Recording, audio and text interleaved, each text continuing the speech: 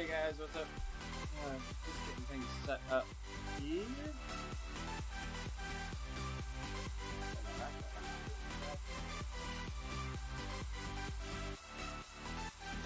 Turning on my extra lights. And get my phone charger over here, getting it plugged in.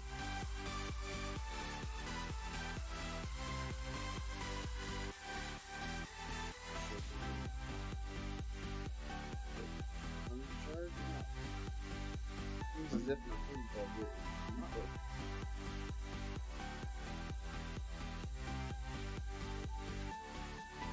There, we got it. Phone charger plugged in. We're gonna have a little fun today. Doing something a little different. So, our plan for today is to do a little TT pacing testing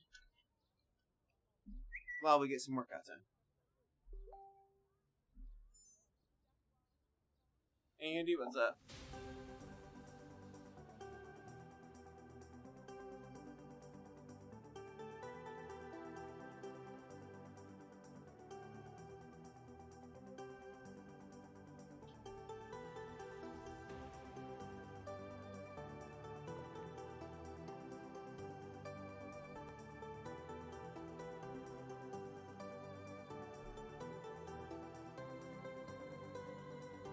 Alright.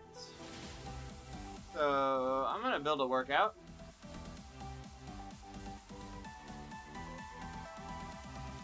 And let's just make it a simple workout. Just make it like, I don't know,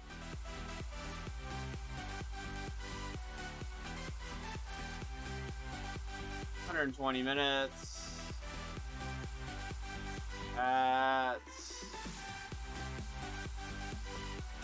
What do we want to do? 290? Let's do 290.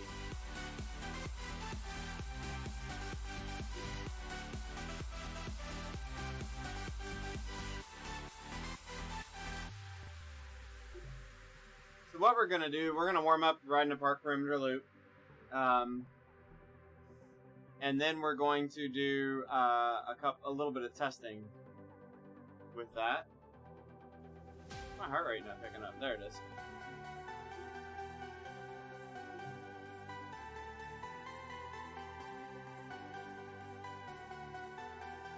Getting my Garmin set up here as well.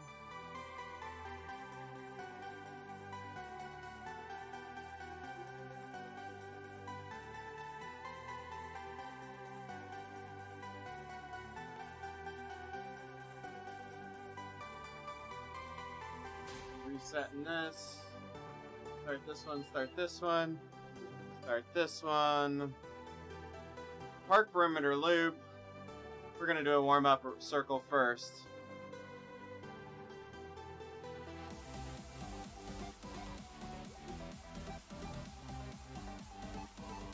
Another thing we're gonna change here. We don't want to be influenced by drafting. Where's the TT bike?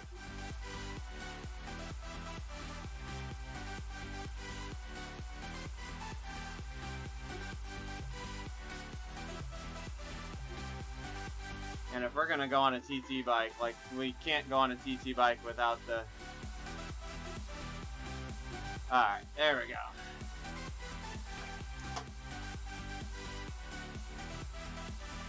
So we're gonna warm up here for like a 5-mile loop. And then we're going to, after the 5-mile loop, we're gonna turn on that ERG mode, that workout, for a full loop. For a full loop, we're not going to change the power at all. And we're going to set a time with a completely flat, consistent ERG mode as best as possible. And then we're going to do a second loop. And on the second loop, I'm going to keep it in ERG mode, but I'm going to use the plus and minus. So we can go plus 10% to minus 10%. My goal will be to maintain the same average power, and I've got my Wahoo element here off to the side recording. So I can reset the lap and get the lap watts. But my goal will be to set the same average power for the loop. So in theory, burn the same amount of energy for the loop. But by varying your power like you would in a TT, a little bit harder on the uphill, a little bit easier on the downhill, try to essentially burn the same energy, but vary the power up and down 10% to improve the lap times. So we're gonna do a little playing with that and try to illustrate how technique and when to use your power in a time trial can aid you in overall speed. So thought it was something fun to play with today, something a little different on stream.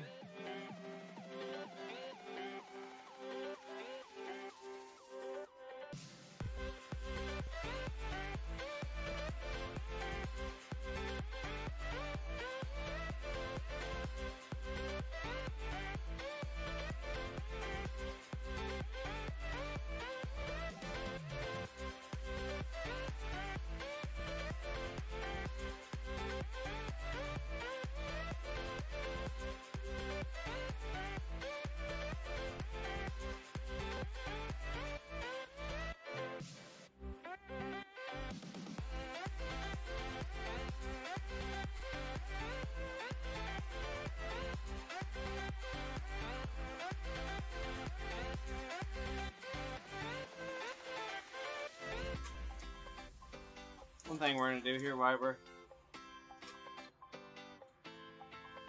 warming up, checking gears. We're not quite getting our last gear very well. Make sure the turn on the kicker fan and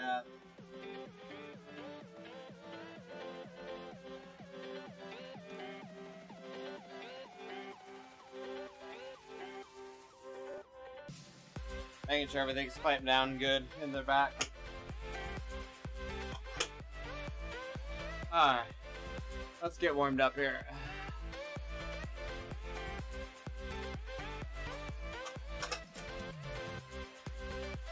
Not hitting the last gear real well. I need to back off of a screw back there or something.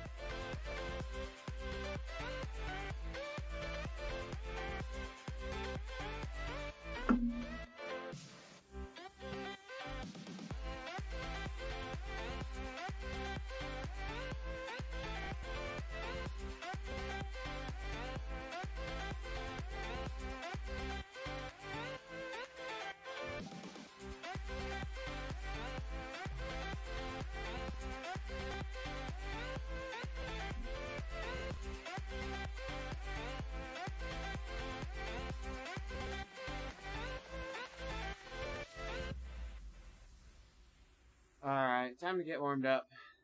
Do some riding in.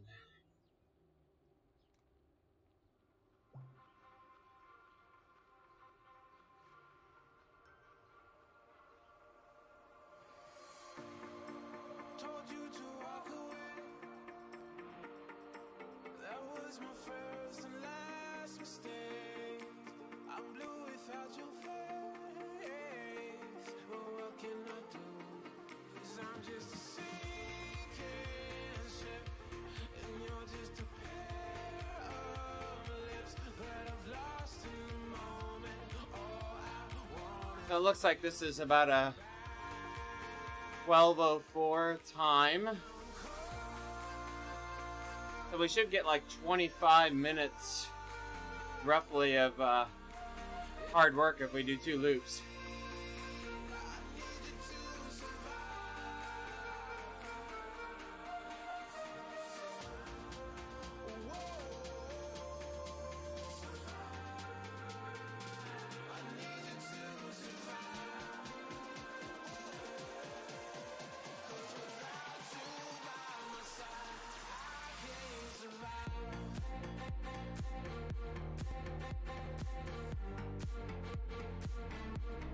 The annoying part is you still kind of collide with people. It's gonna be hard to get a real clean test here, maybe. I'm hoping the time difference is enough that it's not gonna be 2 or 3 seconds from somebody colliding with me.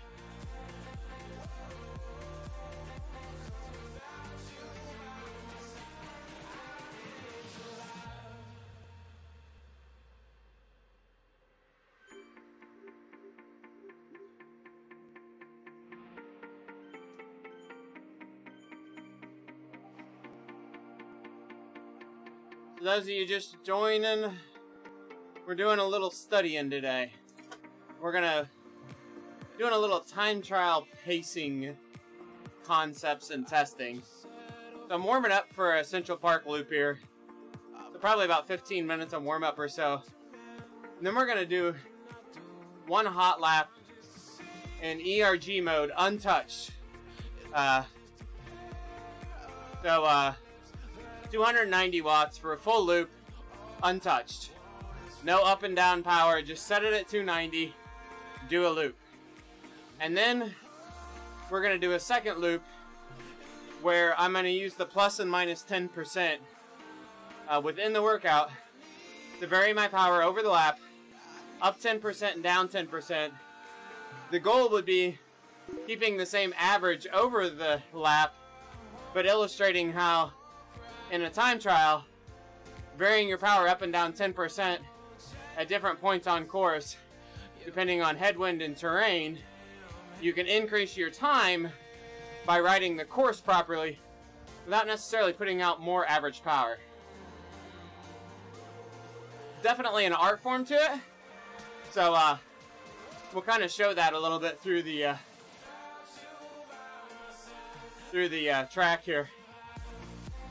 I wish I could actually like write I could, I mean it takes some time, but I really want to write a program almost to be like the percentage gradient is the percentage that I go above or below, like the FTP, and it actually would probably calculate pretty well.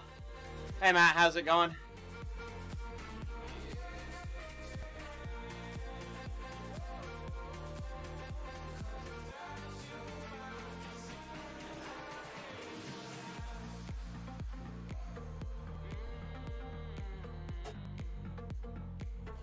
So we're gonna do a little fun with this today. Get a little studying going on while we're getting a workout in.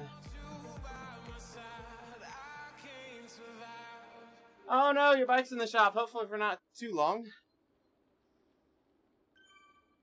Must be a Tour of Zwift going on right now. Going past. I was gonna do Tour of Zwift redo number 7 yesterday or today. What I've seen is there's just not enough participation in the redos that I'm gonna really improve a time. It's gonna be worth doing it. Nice, force yourself to have rest weeks. Yeah.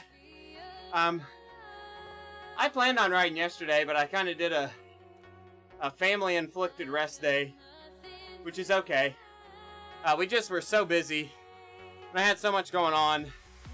If I squeezed a ride in yesterday, I felt like it was risky because I had a really short night of sleep yesterday evening, or yesterday, because we had swim meet for my daughter, and we left at like 5 a.m.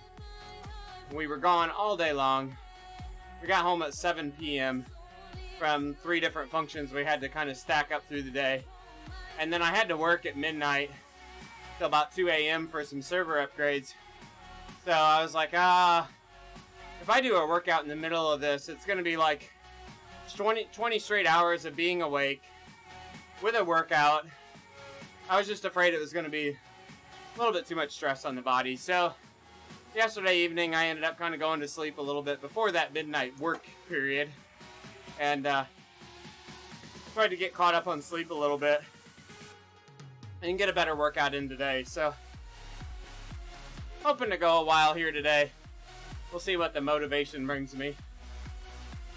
We're going to start with our little testing protocol here and go from there. See what we decide to keep doing.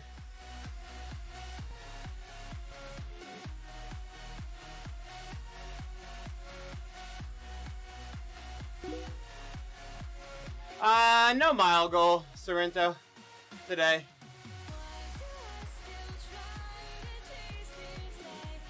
Yeah, Matt, that's kind of what I figured. I needed to improve my time on stage 7 to. That was my best opportunity to improve time, but it was the Innsbruck course, 2 times over that hill, you know, 2 20-minute climbs. I wasn't seeing anybody doing those at more than like 2 or 3 minutes faster than my normal pace, and they were essentially finishing them solo at that pace, and I'm like, I'm not sure I want to go try to set a solo pace to improve my time on those. I was hoping to go ride a double draft to a better pace, so I just decided not to mess with that. Aiming for 30, that's a good goal, Sorrento. We'll do at least probably 20 or 25 here. Just the testing we're going to do will be 12 miles, 2 Central Park loops, plus the warm-up here.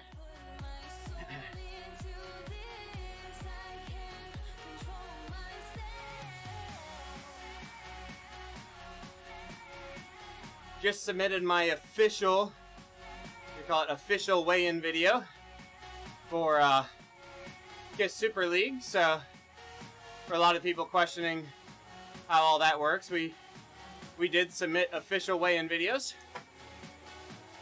While a lot of us had provided them through the transparency group and that, we are providing them officially to Zwift as well.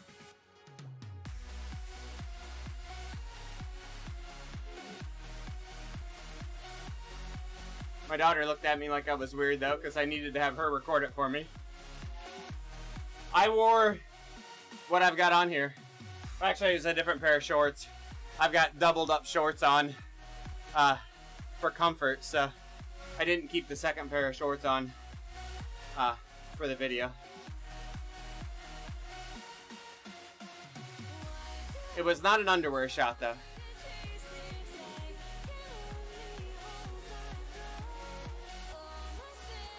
I think people also need to understand, like, if you gain a pound because you put on a shirt and shorts, like, no one's gonna call you out for riding at a pound less than your weigh-in video. Like, we all know weight fluctuates a little bit. Yeah, Matt, my Facebook feed, I'm just like, come on. Getting a little tired of this.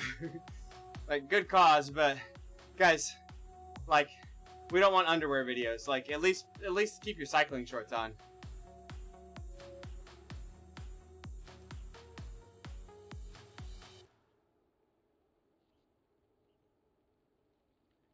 Waiting for people to start flagging the transparency group videos is like inappropriate, right? They're all gonna get dropped off Facebook. Yeah. Somebody posted kind of a pinned post about that, didn't they, Matt? Kind of. All right, guys, let's leave the kits on here.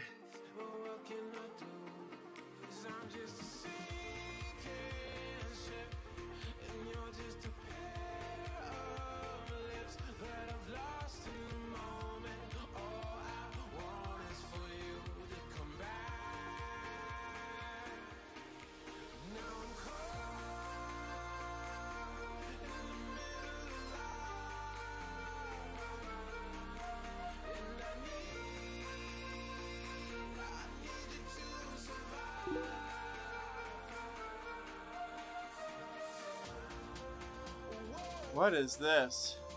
I'm scared.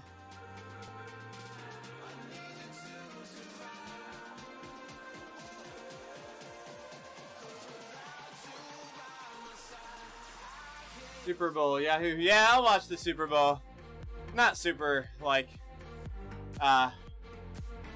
into it this year, but we'll turn it on after the ride here. We'll probably ride right up to kickoff time, though.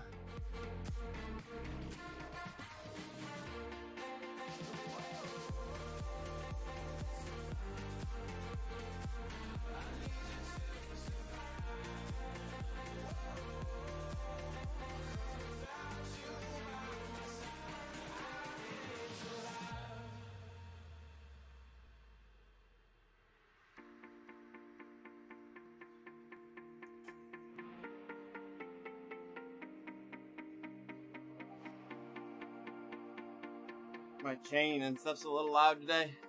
Have to make sure we get all that stuff lubed up before Super League on Wednesday. Oh, nice, Adrian. Yeah, I don't know what we'll do today for me. I was wanting to go a little bit longer, but we'll see how the motivation goes here.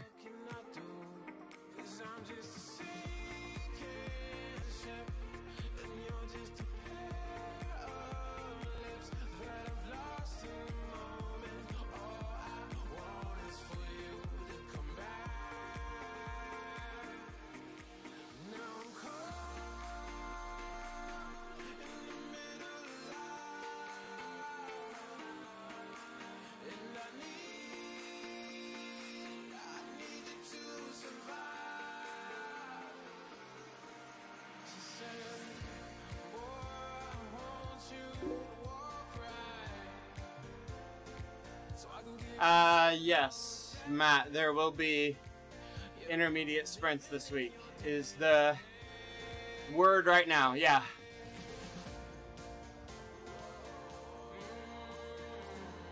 So, I think it was released. I think I saw it on Facebook. We're Watopia flat forward. So the standard Watopia flat course forward. 4 laps with intermediate sprints.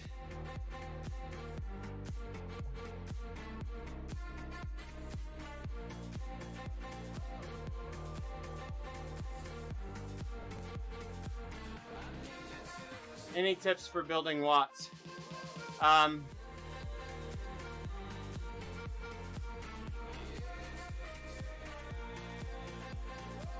Sprints, that will be good. Yeah.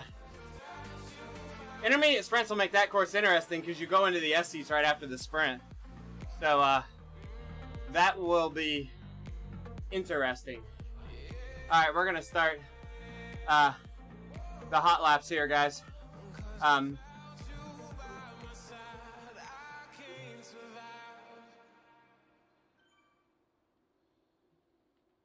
We're going to pause the workout so we get closer to start finish. For that question, Adrian, a lot of what's going to build up power, especially where you're at right now, is just time.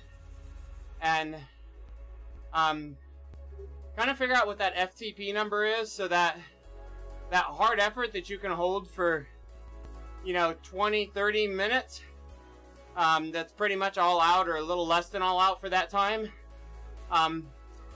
Figure out what that effort is. You need to do some work at that level, and then in zone 2. You want to stay out of that tempo zone. That hard but not hard enough doesn't offer a lot of benefit. You need to go a little bit harder on your hard bits and maybe a little bit easier on your easier bits. There's a lot of times how that works. So, alright, we're going to step this up now to 290 and hold it. We're going to go 2 laps here, so around about 25 minutes where I'll still be able to talk, but we're going to be working.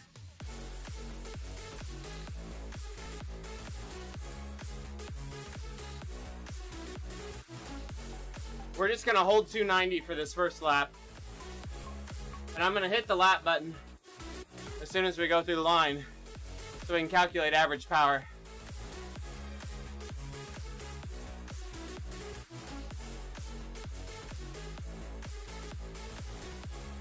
I agree with you, Matt, on the course.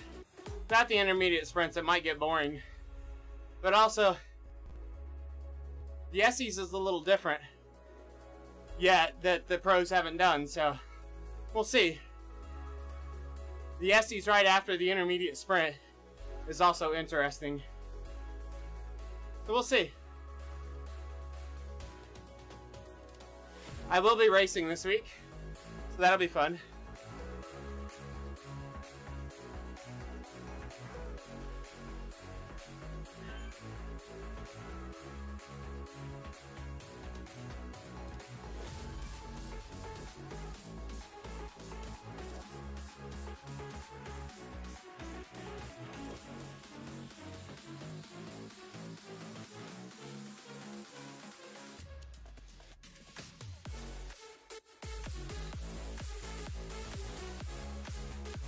Buddy Ed giving me a thumbs up. Thanks, Ed.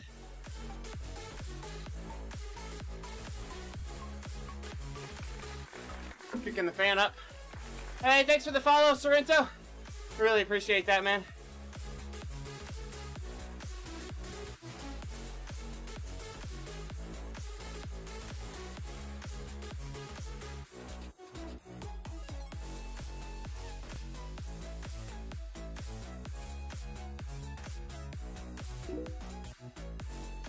Hey, Wibbles, what's up?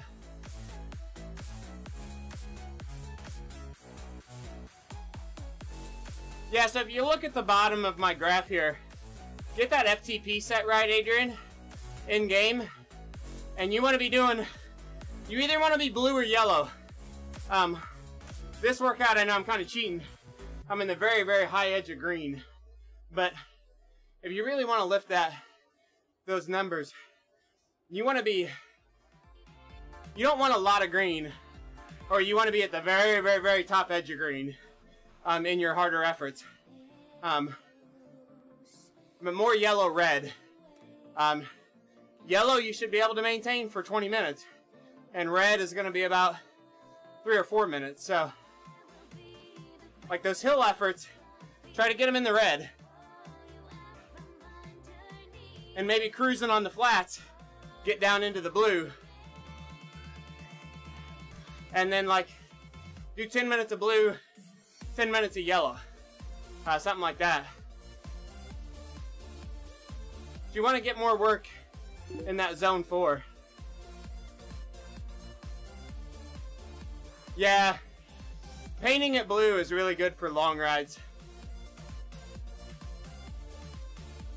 The problem with the green area, unless you're at the very tip-top edge of it, it's a lot of fatigue for very little gain.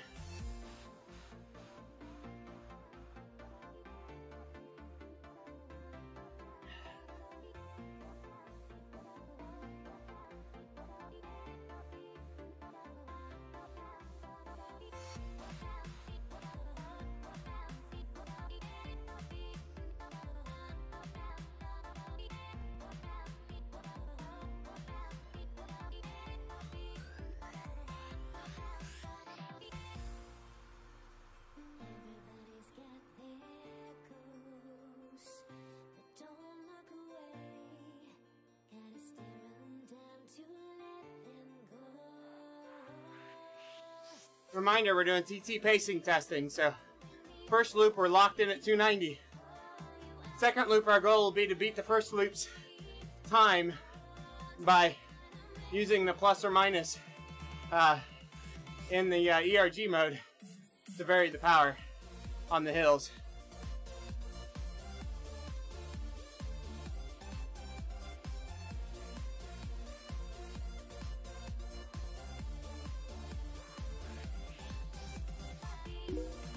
I'm not going to redo stage 7, no weebles. But I was saying to these guys a little bit ago, there's not enough people riding it to get a big double draft benefit. So I'd probably have to go almost solo to improve my time much.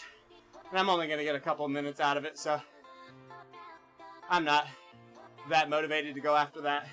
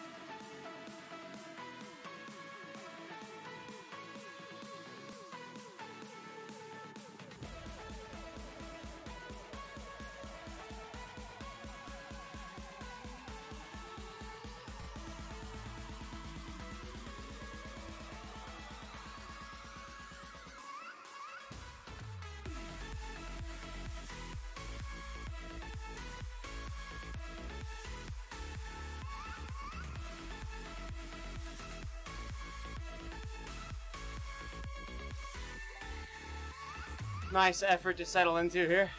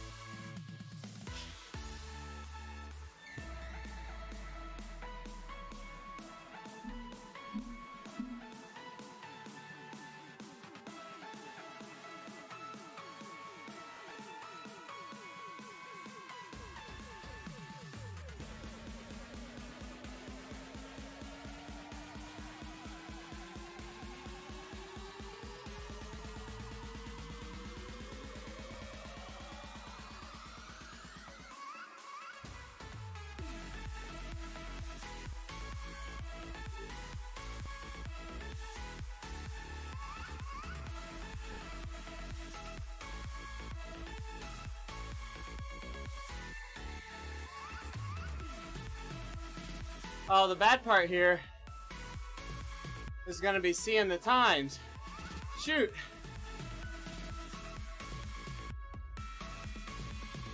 We're going to have to wait till we get... It might be better. It's going to be a blind test. I'm not going to know my lap time because I'm in a workout.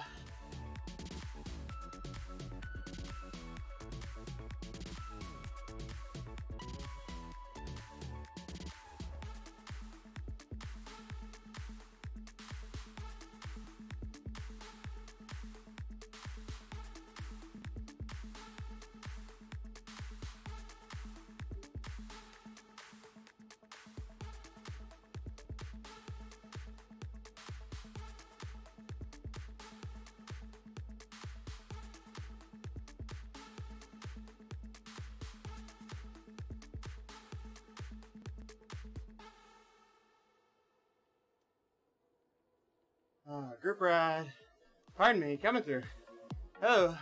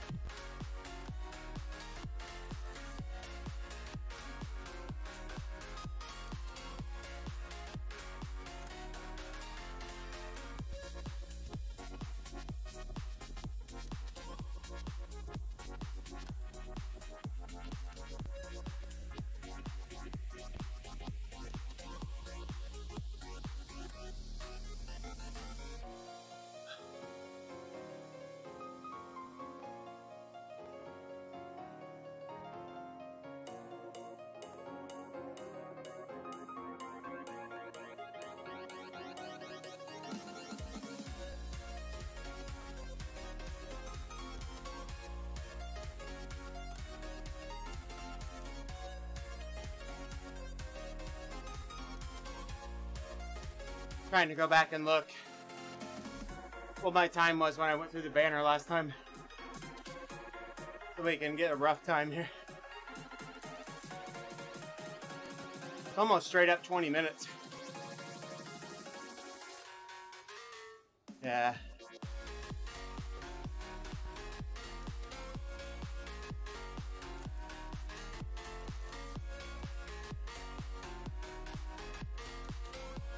$20.12 through the banner, last lap. So, 2012 is when we started this lap.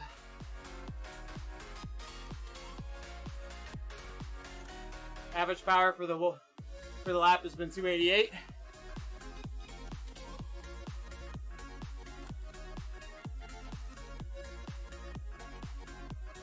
We'll have to do some varying on the next lap.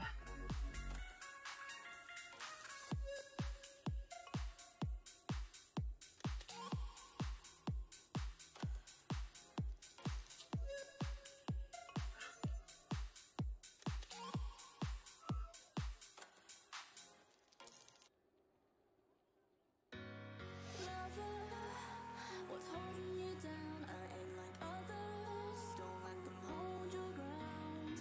I am in the somber sky. I am hearing all the lies. Don't turn your back on me. I'm here for you. I'll light your fire as the cold comes through. You'll be my passenger and I'll break through.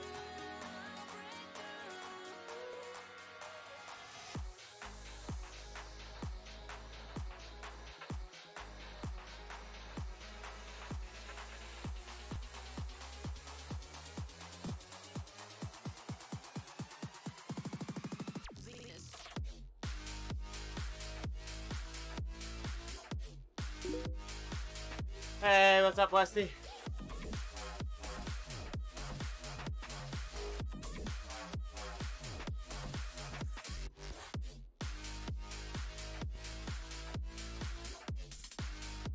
Doing a little TT timing here.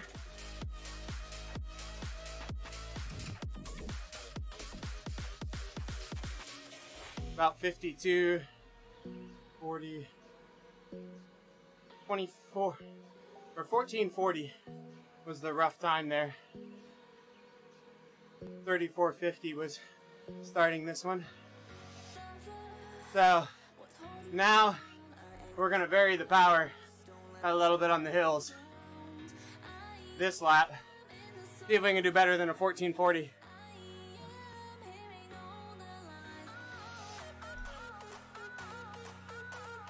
$34.50 is our time starting this lap. Thanks for the follow, bud.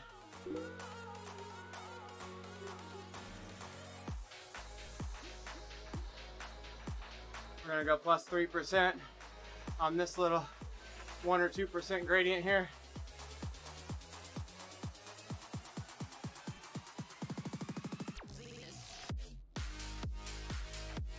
Accelerate a little bit. Then bring it down.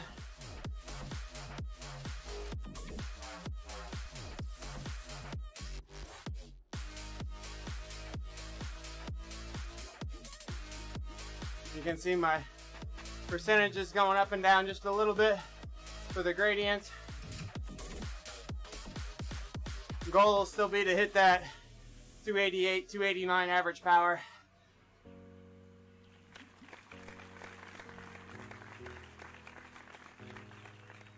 Hey, Draconian. Thanks for the follow.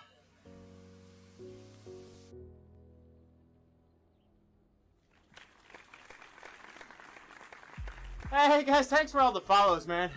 Really appreciate it. A lot of them here all of a sudden. We're testing time trial pacing.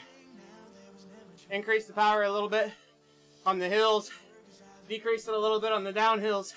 See how much better time we get than just a steady pace for the entire lap.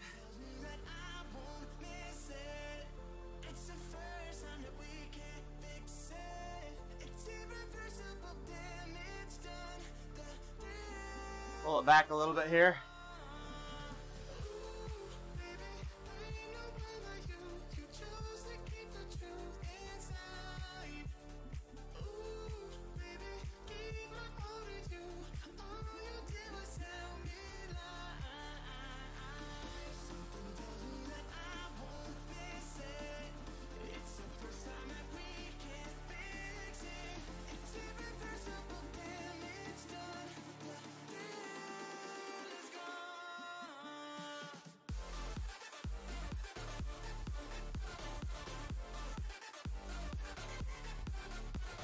A little bit of up and down for the hills here.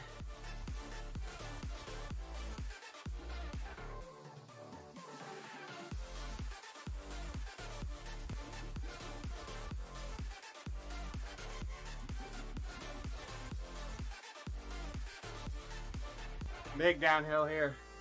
We're gonna back our way down here. As soon as we get a pace going. Coming way off of it here for a minute. Alright. Pull back off. Probably should have accelerated more here before I backed off, but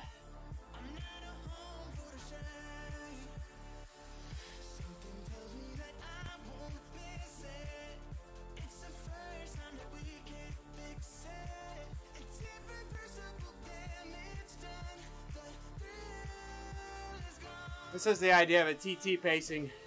You're only going up and down 10% maximum from minimum to max power.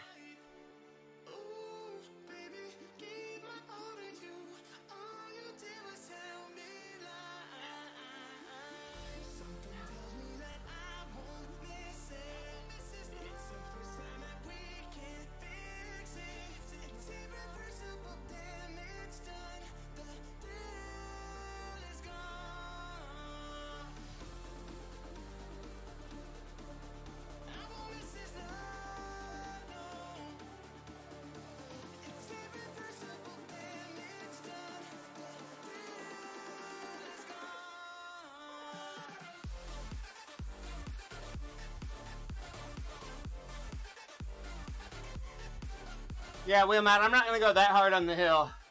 And I'm not going to do 400. We're staying within the 10%. Just to show, you don't really have to burn matches to still gain a lot of speed in concept.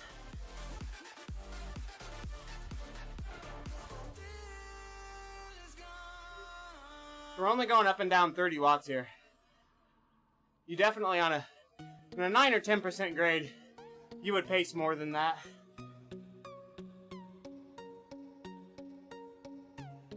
The other part here is I'm going to stay plus 10% until I accelerate.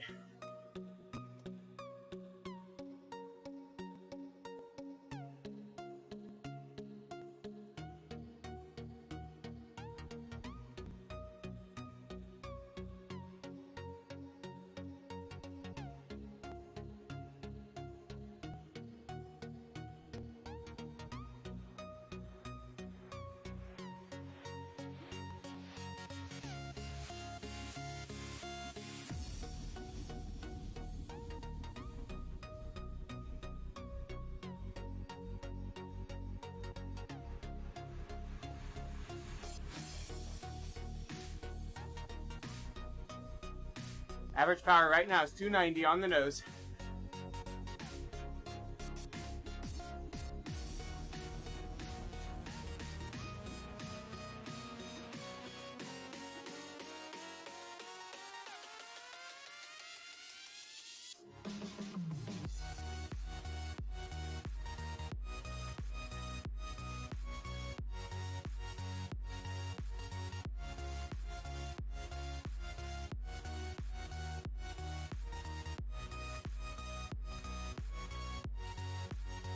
I think 49:30 for an overall time beats what I'm going for. It's 14:40 and I started at 34:50.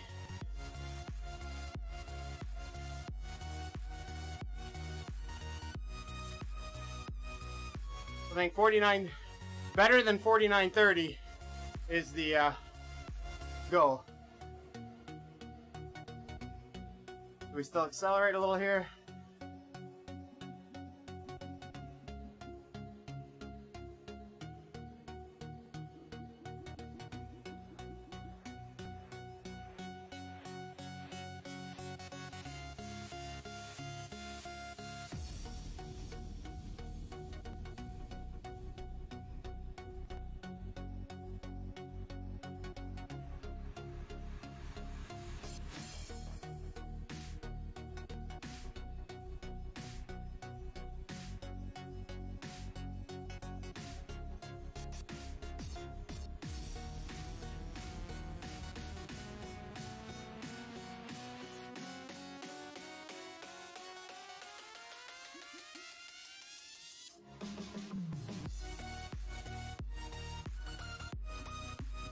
Still varying the power a lot.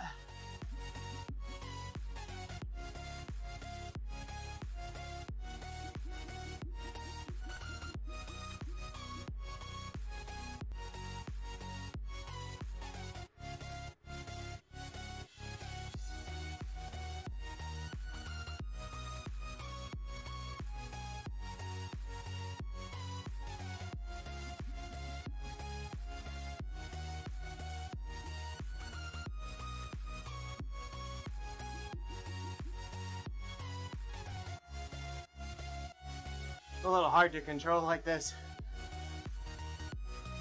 I feel like I could do this better without ERG maybe.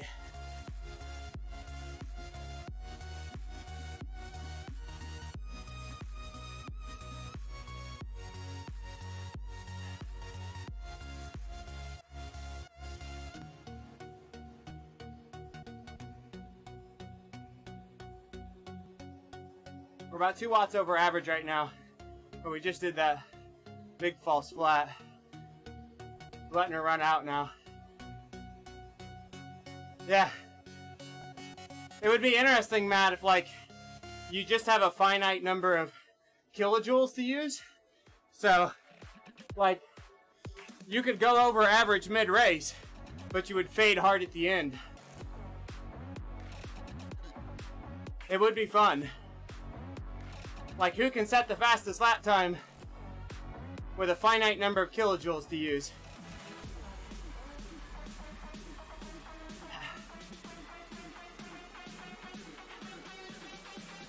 Yeah, I could do it through the other app.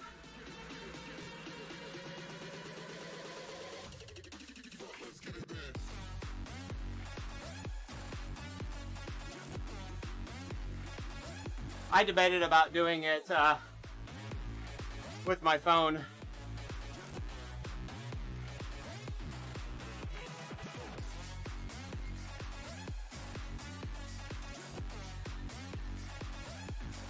That could be interesting, Matt. Bank your savings.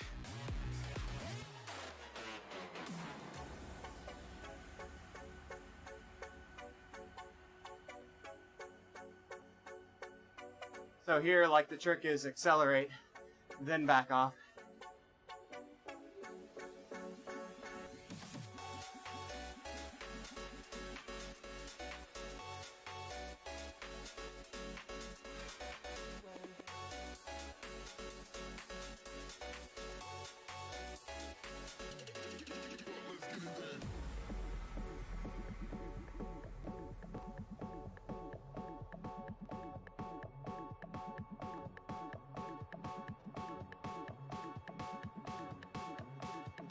I'm at 291 right now.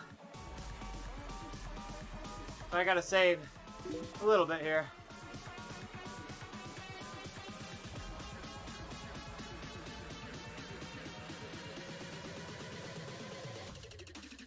Oh, that's interesting, Westy.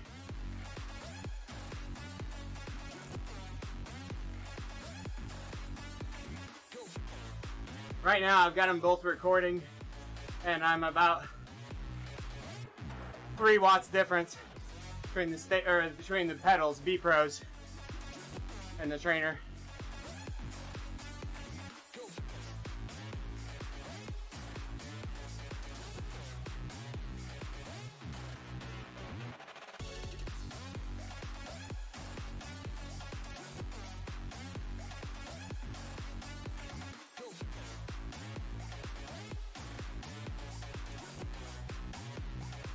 Yeah, and that's not uncommon, Westy.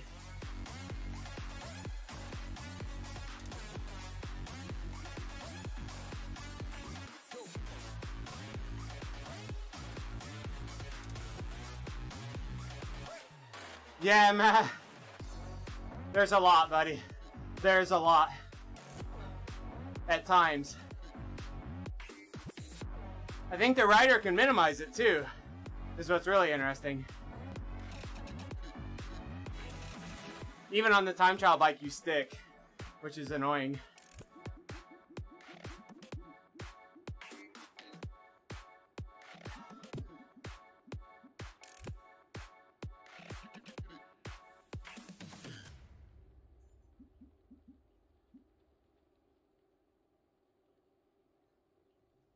I'm a little high on power, so I'm going really low here. To still see if we can beat it. 49:30 is the time we need to beat to show basically the same average, paced differently, what kind of time you can save.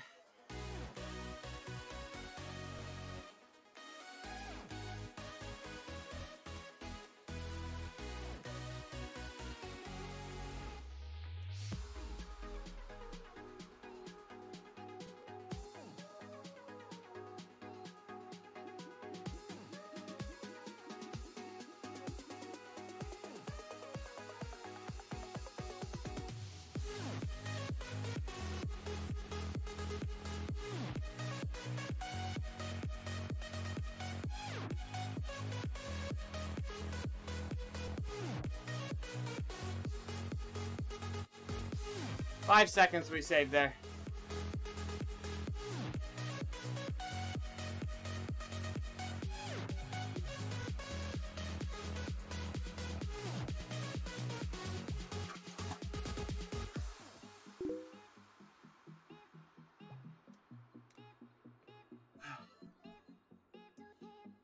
No, I was actually debating about doing that, Matt.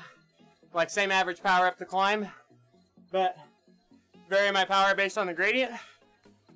So, like, find a modest, doable average, 300, but vary it up and down.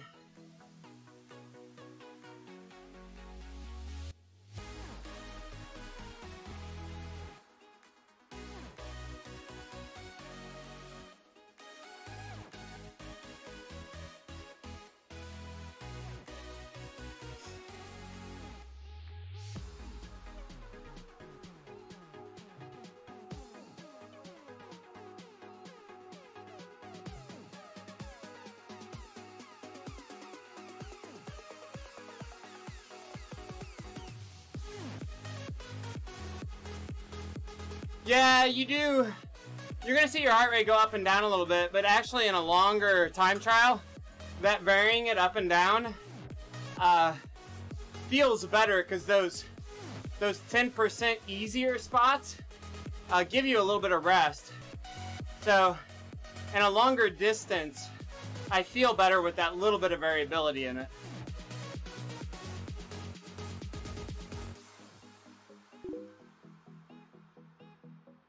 Hey, Beers Games Rides. So we're going to get interesting here. I'm going to turn around, and I'm going to see if I can pace one freeform. Same target, about 290. I've got my computer right here to pace off of.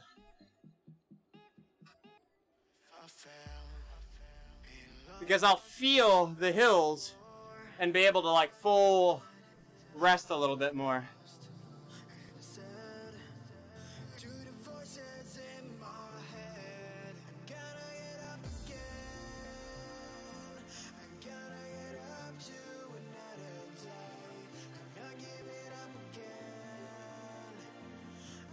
Let's try to go through the line right at 290.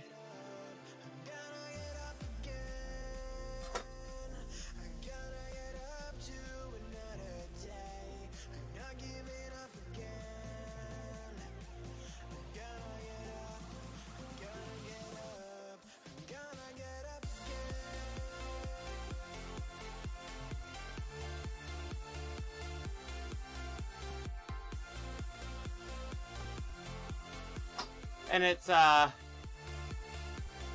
14:40 is the time.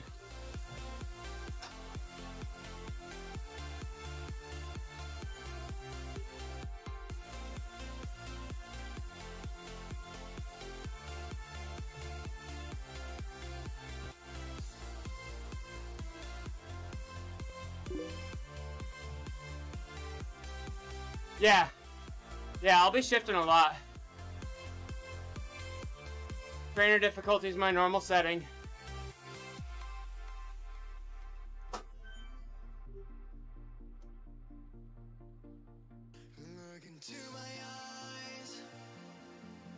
My heart beats like a drum. You listen to my lies. Love is I'm not right now. I did before. What's normal for me? What do you mean by normal? just goes on. Running at the speed of light. Kissing under city lights. Calls me in this morning. Somebody just goes on. Elaborate, Matt. Oh yeah, 75%. 70 or 75. Trainer difficulty. I run higher than a lot of people do.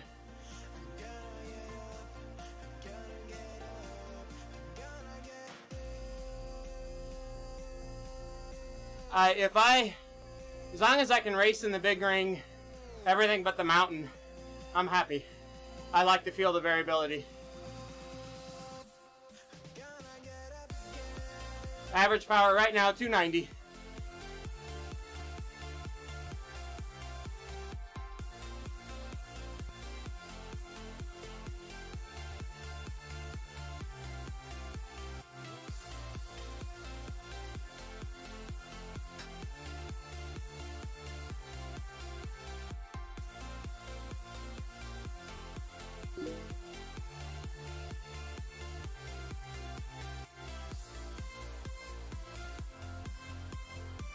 Yeah.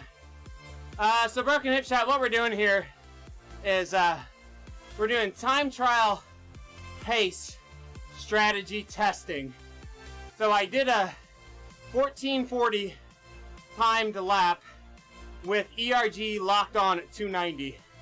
And then we did about a 14:35 lap with me varying the ERG mode up and down 10%, but the final outcome was still 290.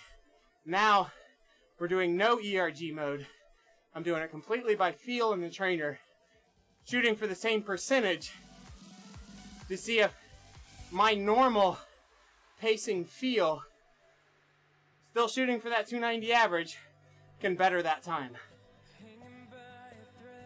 Just to kind of illustrate to people that time trial isn't always just about putting out more power, but you can ride the course better with the same amount of power and increase your speed.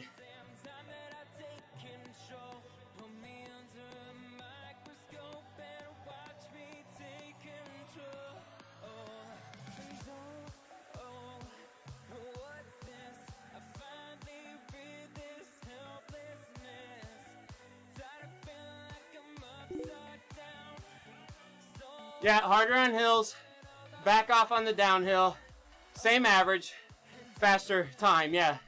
And accelerate at the top of the hills before you back off, that kind of stuff. Right now my lap average is 272. I'm pulling back because I want some power for this hill. So, I got some power to give here.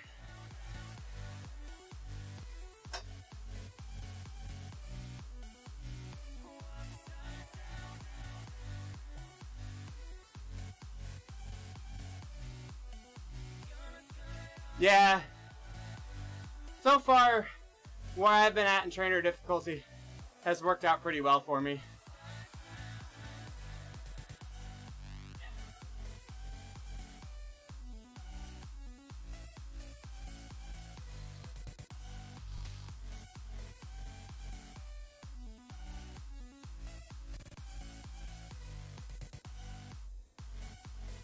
Should I try to pair a kicker with...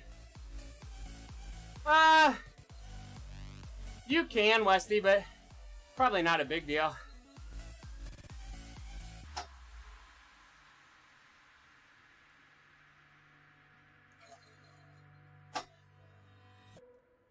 Don't tell me that I need saving. Finally awake and living. Yeah, yeah. The pressure inside was building. I felt under. I think you're safe with either one, Westy. Now my mind's attacked and I've chosen my path. I've chosen my path. Oh, what's this? I finally read this. Like in general, people will tend to trust the kicker over the stages because of the single leg thing. Haha, yeah, man.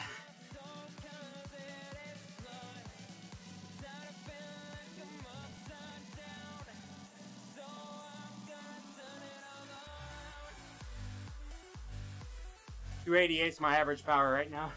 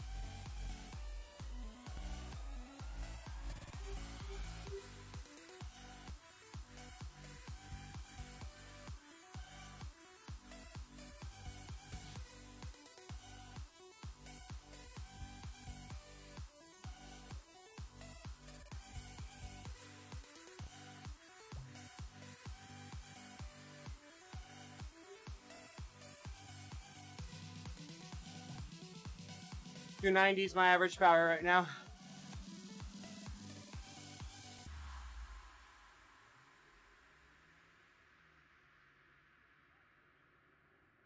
It's a fun little challenge here, actually.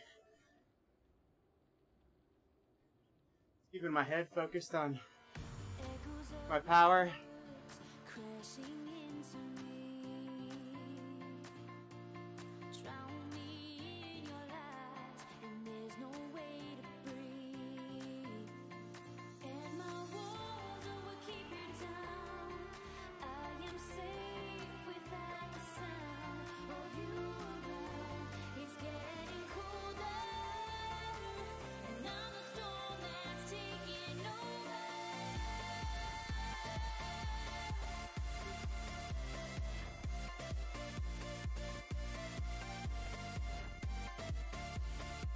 It is much easier to pace it versus ERG, I think. I think I'll be a lot better.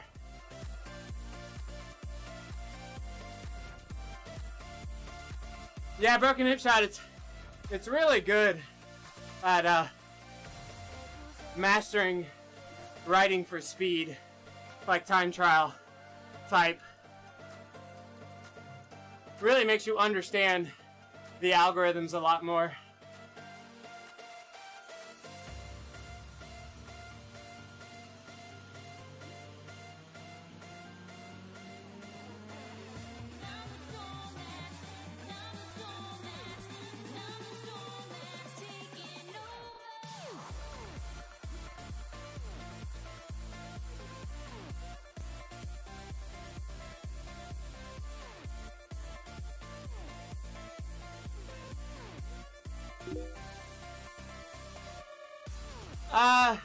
I usually use the phone app because it gives me the temperature and the speed, the time, I mean. But I'll use Zwift when I'm in a hurry because otherwise I gotta unpair and do a bunch of stuff. fitness app. I don't use the utility app really for anything at this point.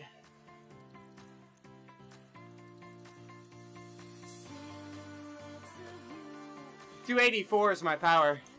I'm saving a lot on these downhills. I'll be curious what my time is. If you have Zwift paired to the trainer while you're trying to do the spin down, Zwift will keep trying to turn it into sim mode while the spin down's happening. So you gotta unpair from Zwift when you do the spin down. Otherwise, typically the spin down will fail, not work right.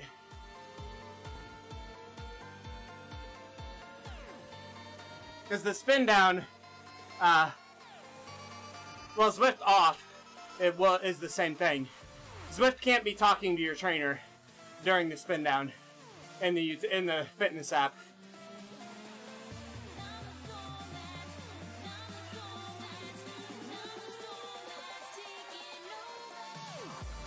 It's like every 3 or 4 seconds, Zwift will flip your trainer into the mode it wants, and it won't allow you to spin up for the spin down.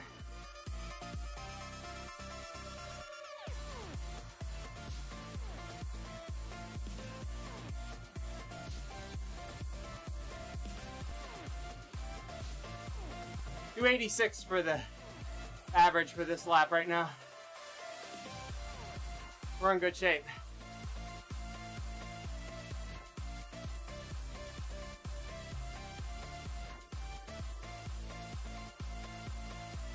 See what kind of time we do.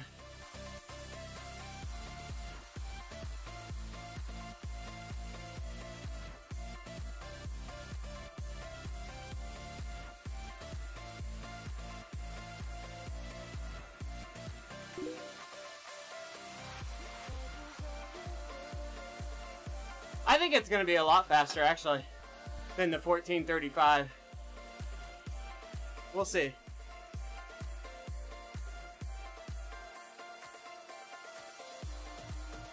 I'm still at 286.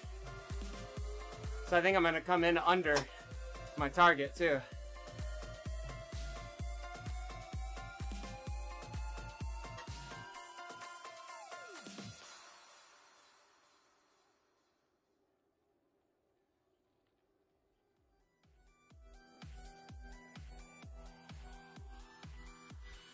.287 for the average. As the feelings start, I build a wall around my heart, but you're breaking it down. It falls to the ground, 'cause I had lost what you just found. The noise all around, I'm drowning it out, like we're the only ones in the crowd. 'Cause you save me now, save me now, save me now. 286 average. It'll be interesting here. I don't know what it's going to do.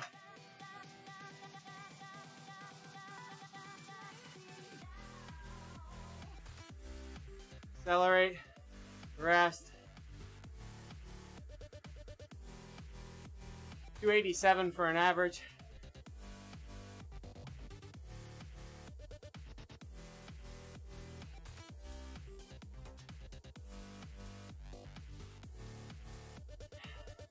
.286 right now.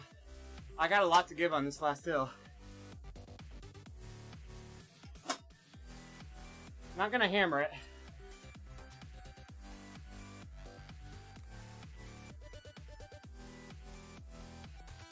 .287 average. Still 287, 288. 288 average, 14:30. So I did a 288 average on the first ERG loop at 14:40. So, I think you can see this here. We did a 14:39 to a 14:31, same average power. So 8 seconds over a variable loop course, or a variable terrain course. Doesn't sound like much. We're doing that in 14 minutes. A 40K for me is 54 minutes. So we do 14 minutes times 3, roughly just under 45 minutes. That's 30 seconds. That's a big difference. Over a 40K, that's easily 30 to 40 seconds of pacing for the same average power.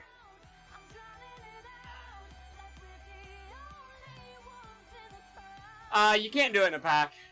You need to understand the concepts because you can save things in a pack with the ideas and the concepts, like rolling hard into the bottom of a hill, accelerating over the top of a hill. Those overall ideas will help you have marginal gains as far as how much energy you expend in a pack, but you can't just ride the course in a pack. You have to ride the course while responding to the pack. So it's not near as precise of a skill in group racing as it is in individual racing. Absolutely critical in solo breakaways or even small group breakaways. You guys will hear me get mad a lot in a like a hare and hounds type race, because I'm like, why are you guys not sticking to my wheel? I'll be trying to use these concepts like accelerating over the top of a hill, resting on the downhill and hitting the uphills a little bit, and people will let me pull a gap, and I'm like, God, if everybody understood those concepts and rolled with me, we'd be so much faster.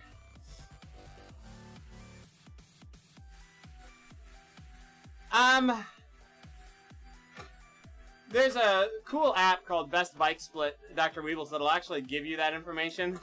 But typically, unless you're on big hills, like Little Ring hills, you're probably looking at 10 to 15% maximum that you're going to go up and down during a race. But it also, it really depends on the course. So, you can't go,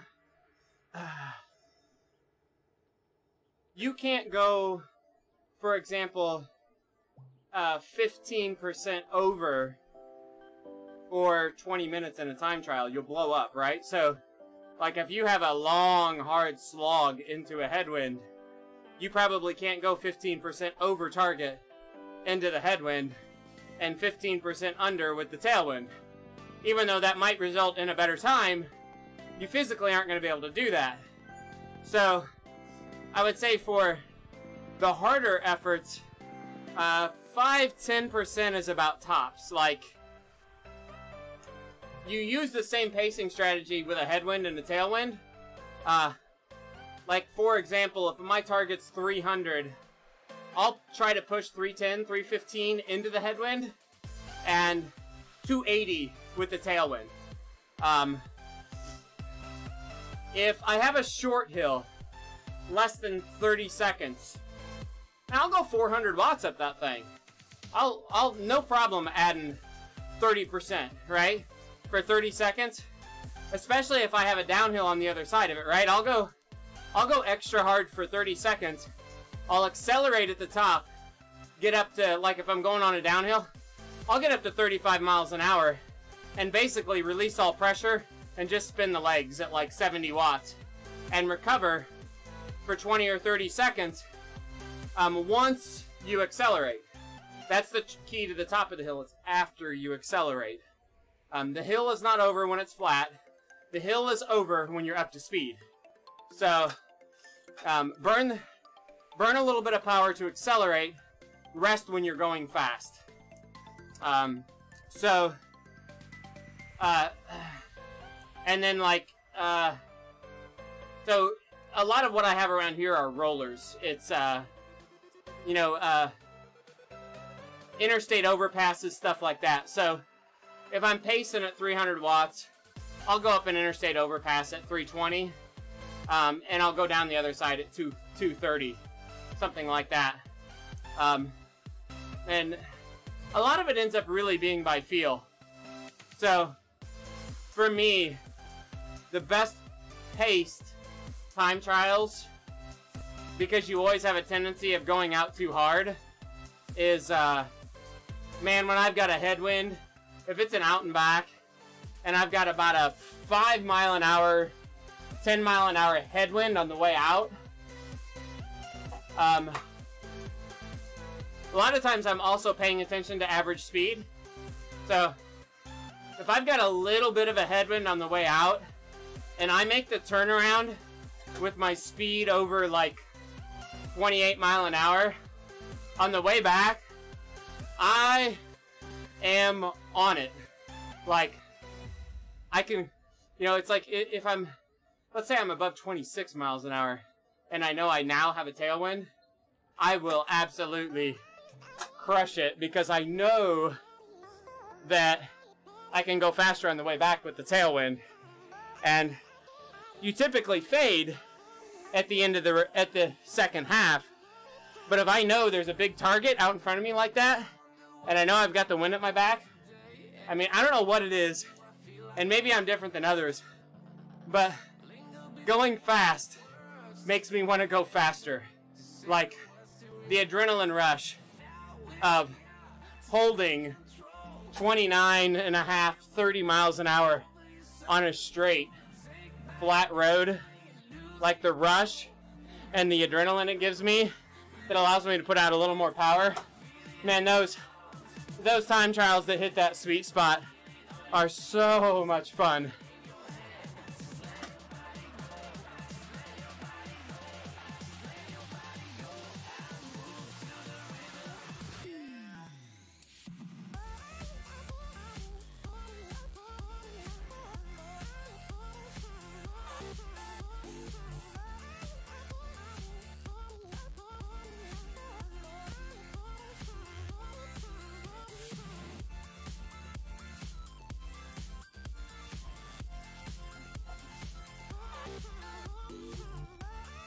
Let's go get a regular bike now.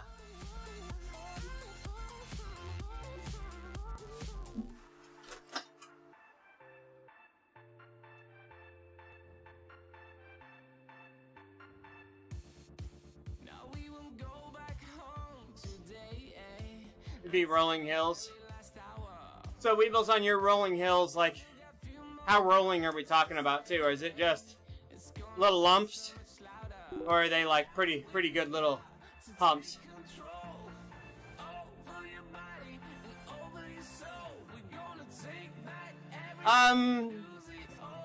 Yeah, Weebles, usually, so I've been doing time trials enough and had power metrics enough that I know what I can do.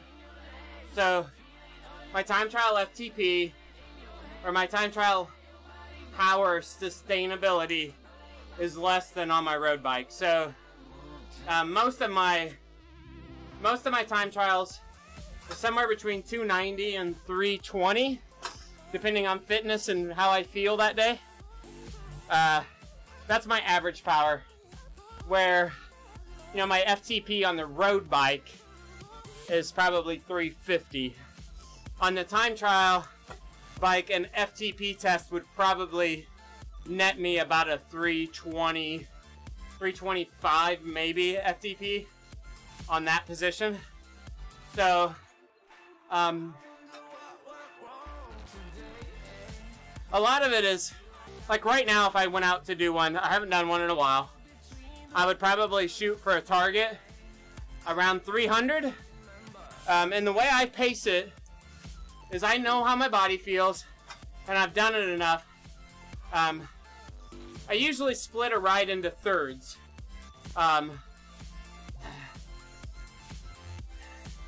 So, splitting the rides into third number one, typically what you believe your average heart rate for the race should be, or what you can hold for the race, you should only just be getting to at the end of the first third. On a 20K or a 40K.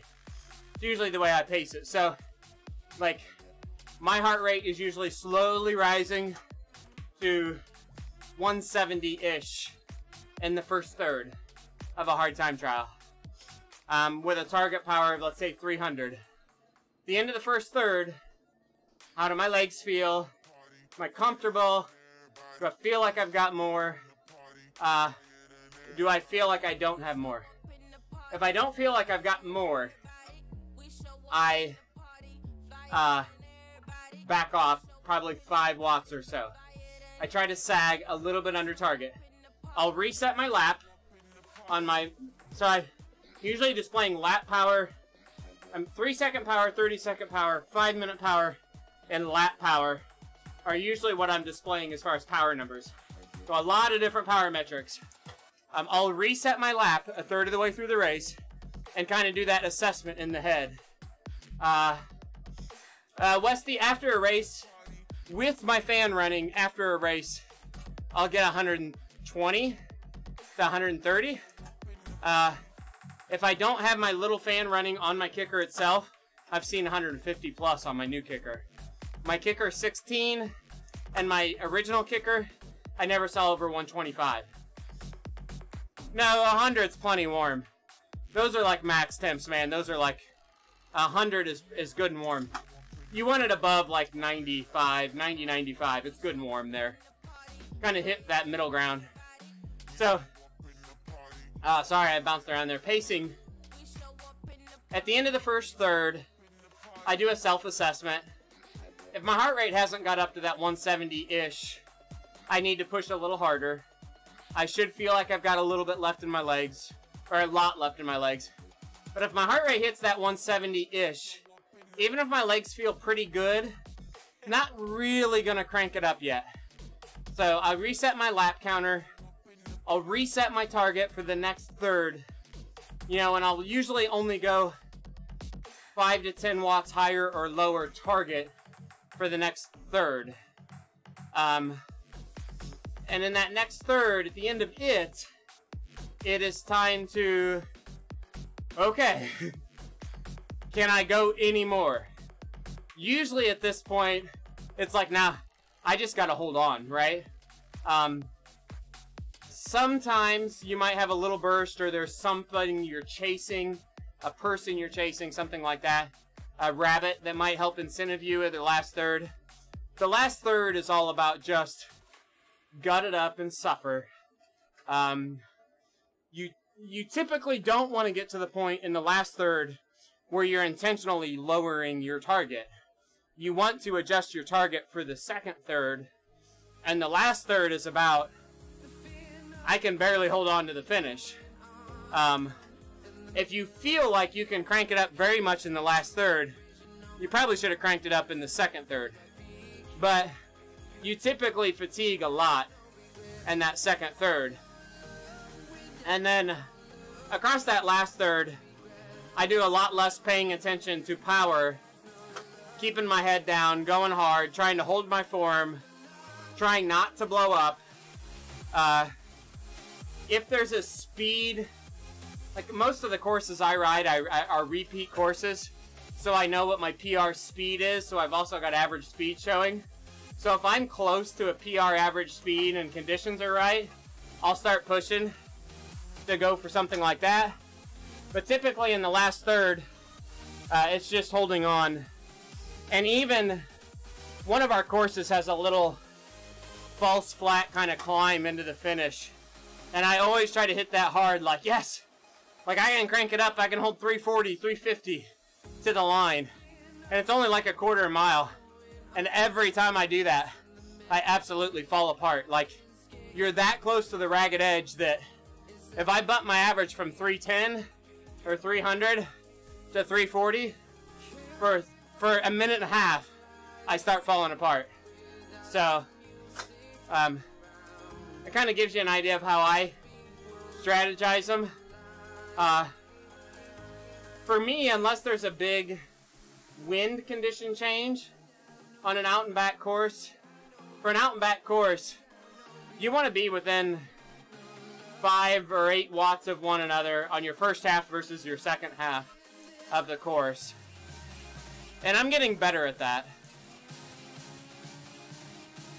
Now, Weebles, I say all that, and everything I told you was based on power. Are you racing with power outdoors with a time trial?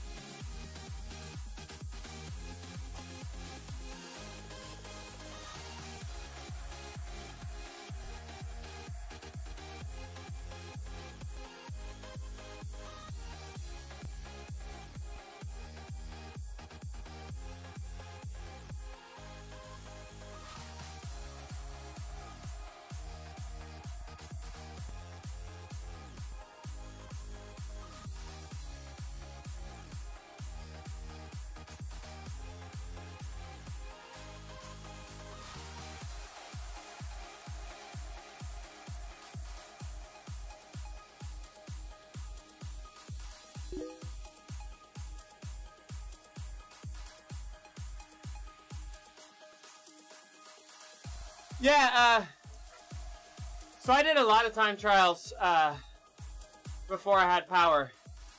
I don't think I won a state jersey without power, but I don't know that for sure, actually.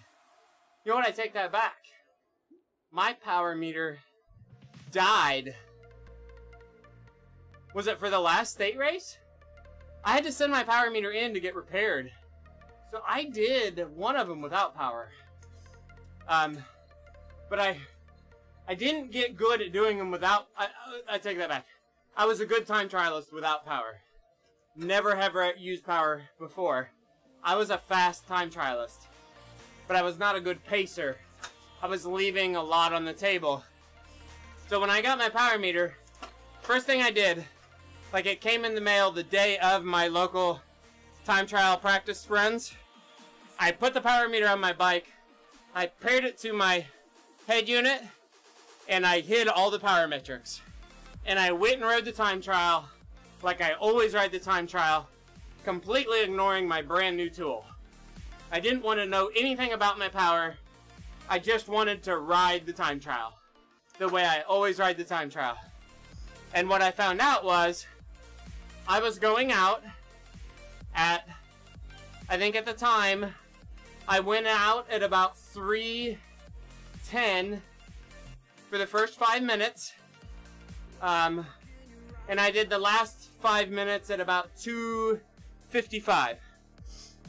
And I averaged around 2:80 for the time trial.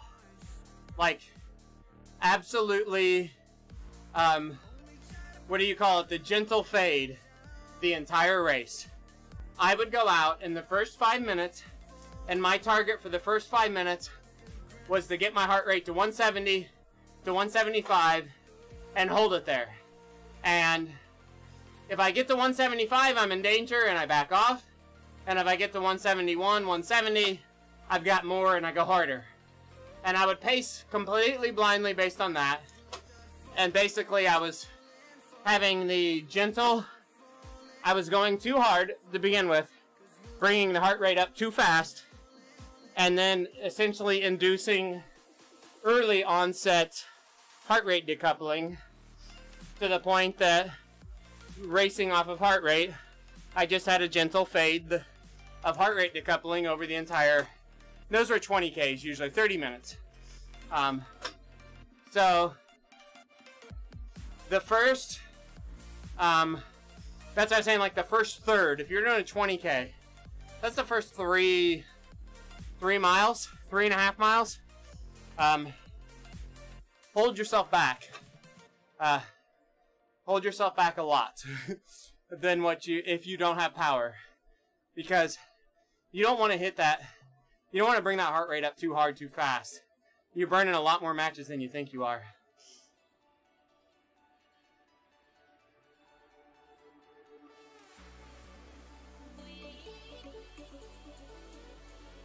That's probably the biggest time trial tip I have for not doing it with power. Honestly, if you're not going to do power outside Weebles, do some indoor Zwift time trials and pace them with the power to understand and even if you set a lower than perfect target, like I think I can hold 300, but we're going to start at 290 and we're just going to hold 290 for, you know, a 20K time trial on Zwift. You want to do that and see how long it takes you, how that feels, how you fatigue over a race, how your heart rate climbs during that race. You want to benchmark all of those variables in your brain for how it's going to work outdoors.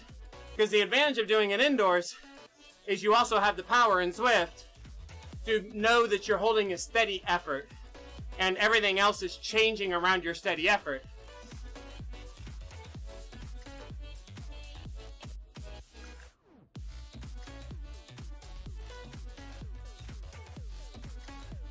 Yeah, I would do a few like true time trials on Zwift with power and almost like try to pace it with power, especially that beginning part, to see how your heart rate rises and stuff like that. You've got to get that feeling for not going out too hard. Can I do this without stopping? Yeah, okay. Zwift actually has a good workout for this. Time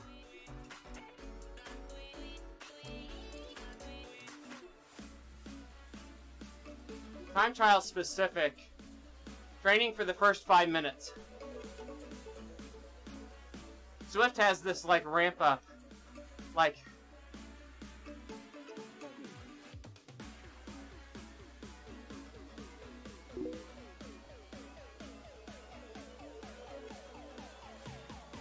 I think this is it.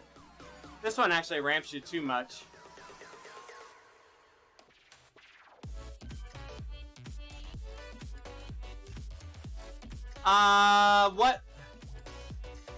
What is your FTP test ridden on, and what are you doing your time trial on? If I'm doing a time trial on my road bike, we would be talking about I would be targeting 340, 350. If I'm doing a time trial on my TT bike, I'm targeting 300 to 310. That position, I can't hold the power in like I can on my road bike. And honestly, even on the road bike, up where I'm at here, I can hold 340, 350. If I was time trialing on this bike, I would probably be here, even without aero bars, and I would probably still have to pull my power back probably 10 watts. Weebles, it's not that big a difference for everybody. I don't ride my time trial bike enough to get those numbers closer. I was getting there last year. It also shows you though how much aero matters. I'm not putting crazy numbers out on my time trial bike. And last year, and honestly, I'm not setting crazy like world record speeds on my time trial bike. I'm not doing crap like Tim's doing. But I'm averaging 27 and a half, 28 miles an hour over a 40K at 300 to 310 watts.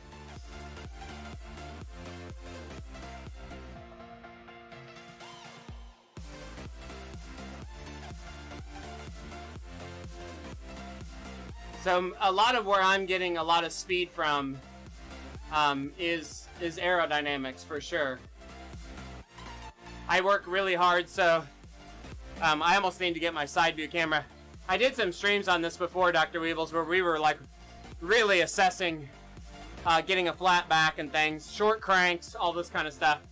But, you know, getting down, even here, like if I look up like this, my head is above my back.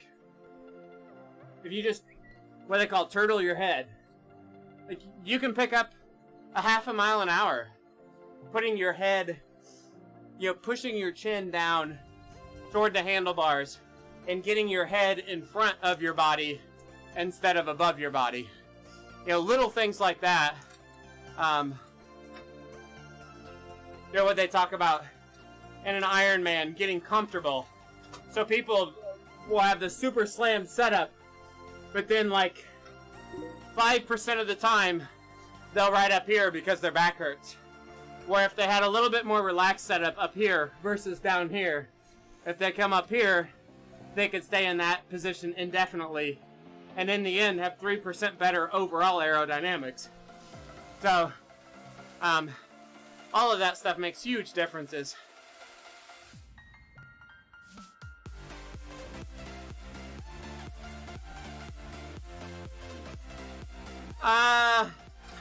It's really about position more than the bike. It's just the TT bike allows you to get a more aggressive position. My TT bike doesn't have a back wheel on it. So, hey JC Vela, what's up? So you can get a pretty aggressive time trial setup on a road bike, but you're gonna have to change your setup to do it. If you keep your seat set back the same and your bars the same and all that, you're gonna give up a lot of power to get a good time trial setup, because essentially all you're gonna do is bend at the waist. You're gonna close your hip angle. You're gonna hamper your breathing and drop your power numbers. It may still result in a faster time, so it's not bad. Like, time trialing here is still better than time trialing here, even though I put out less power here because of the aero. But here versus here, where I move forward, moving forward opens that hip angle. So if you got a forward offset seat post, move your seat forward, which then opens up your hip angle, and you don't sacrifice the power as much, you can have the aero and not give up as much power. So it's always the trade-off, right?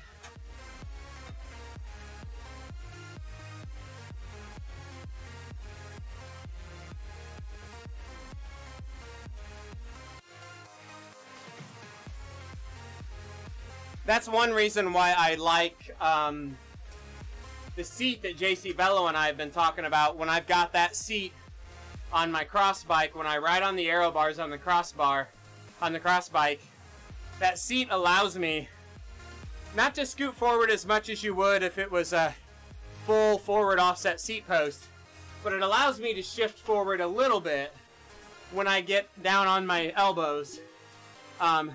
It allows me to just roll to the front of that, kind of rotate my hips and get more comfortable. I can't do that on this bike. When I roll my hips forward on this bike, it's uncomfortable because it basically rolls me up onto an area that I shouldn't be sitting on.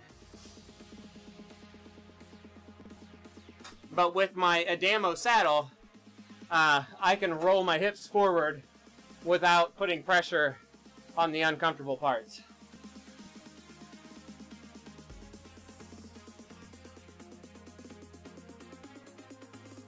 So, I would say, Dr. Weebles, you would probably be more successful in general,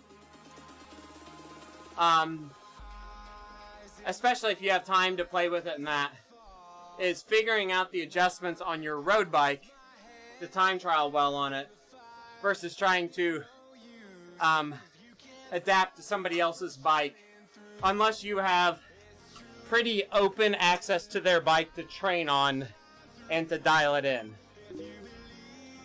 If it's just going to be, I use their bike on race day, and that's it,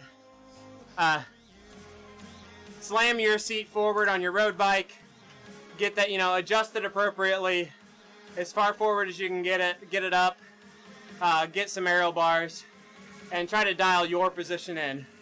Mark your seat post for your road bike position and your time trial position. Mark your saddle placement forward and aft for that, and try to do it with your own stuff, I think.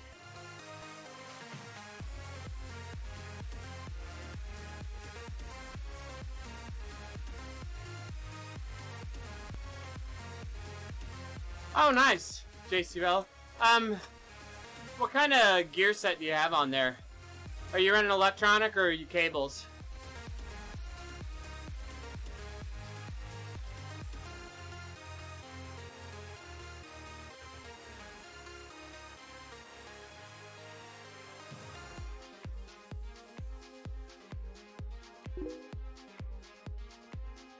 Hydro with cables, okay.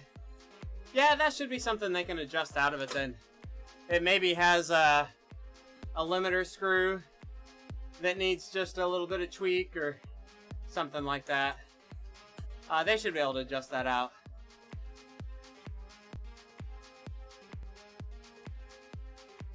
Huh, that's odd. That makes you wonder if it's... Would a different crankset shift better? Like, is it outside of the bounds of the normal adjustment? I mean, that's a pretty standard bike, right? I mean, you're running a Venge. That's odd. Well, they should be able to replace the derailleur or something, right? They gotta figure it out.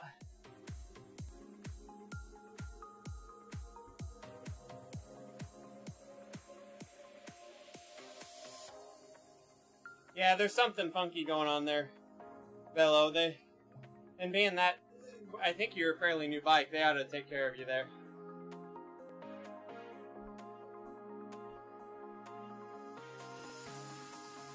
Oh no! So you're back? You came off the trainer, Westy? Did you catch it?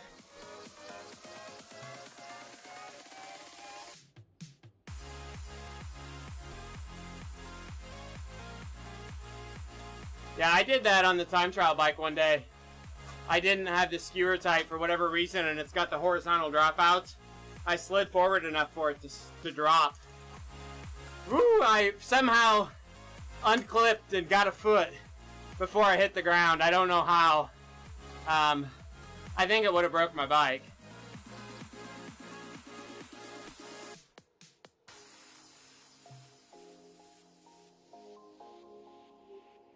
Oh, that sucks. Well, now, so...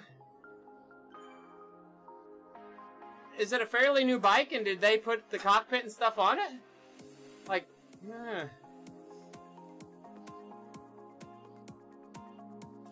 I might be struggling with that a little bit.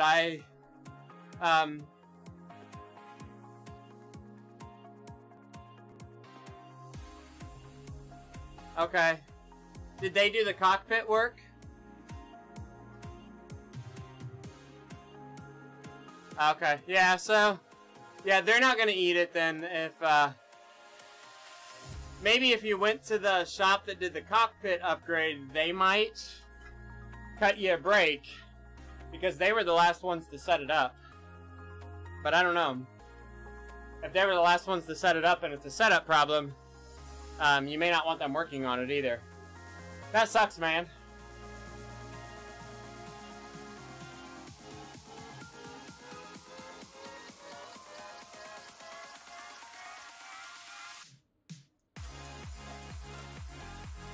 I wish I was closer to you, man. I'd take a look at it and try to resolve it. It's gotta be something fairly straightforward in the cabling or bound up somewhere or something.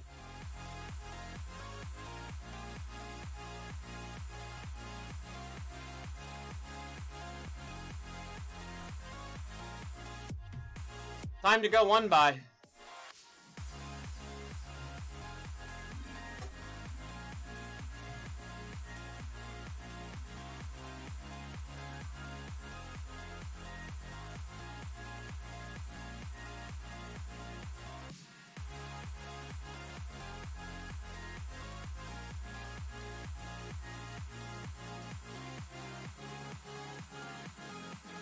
E-tap would be nice.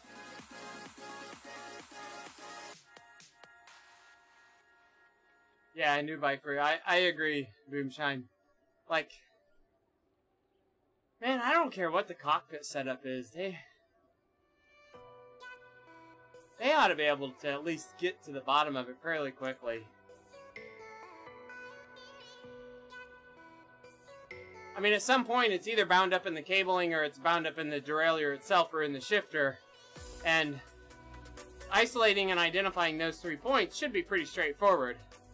Sounds like they're leaning toward it's in the cabling.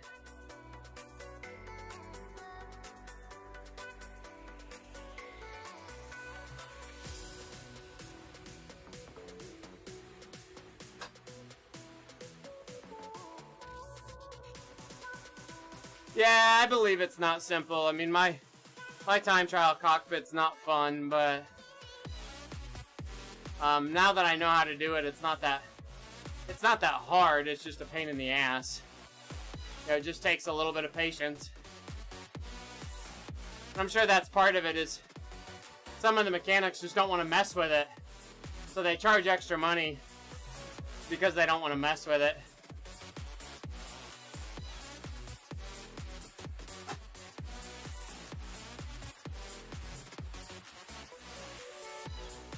So is there an option to put a non-complicated cockpit on the bike?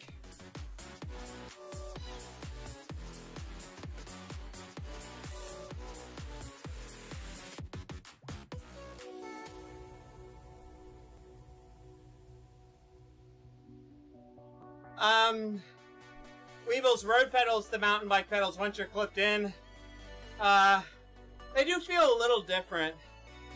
The road pedals typically have a larger platform, give you a little better support, so they're a little more solid to push on. Unless you're running really, really high-end mountain bike shoes. The big difference is how you clip into them. Like my dual-sided mountain SPDs, you essentially slam your shoe down on them, and you're gonna clip in. Where on the Look pedals, the typical 3-bolt pattern road pedals, you know, the SPD or the Look road pedals, you kind of have to slide into them a little bit more. You can't go straight down on them. You kind of gotta tip them with your toe because they stop vertical. So the pedal stops like this. When you clip into it, you gotta kind of come from the back and roll the pedal forward and clip into it. Where on a mountain bike pedal, no matter where the pedal is, you can just come down on top of it and it's gonna clip. Hey, bath salts.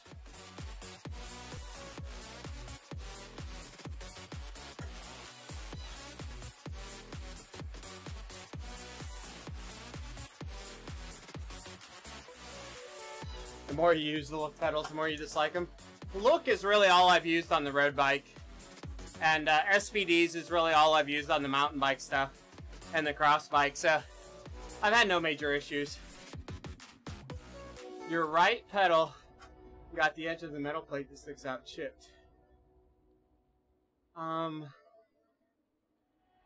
not sure that what kind of pedals are they, fella? Not sure that really is gonna matter.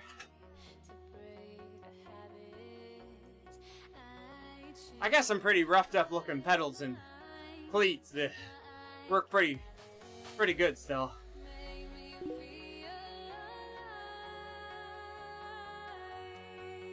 Yeah, and that's really just that's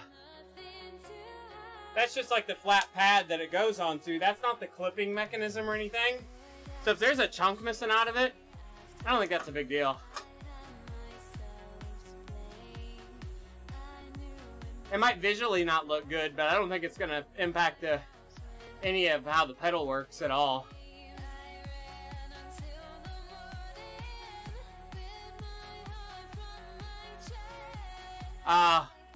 Yeah, it's a hassle if you bump it. Yeah, I could get that.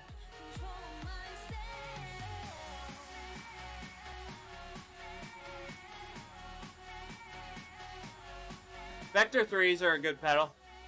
That's a good platform to go with, I think.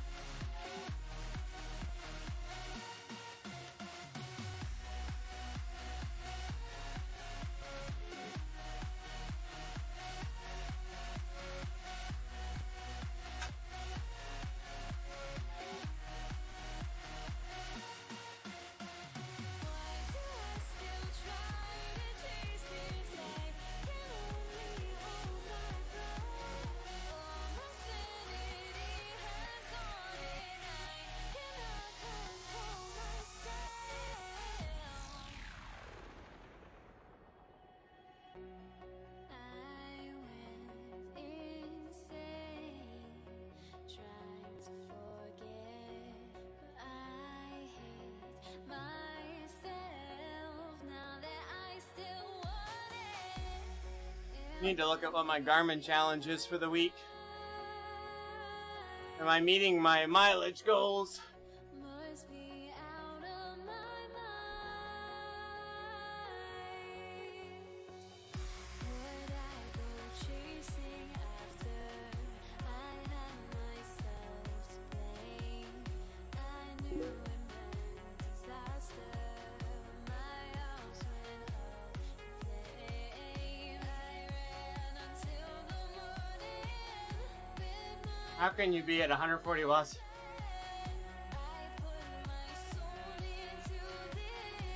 My tact?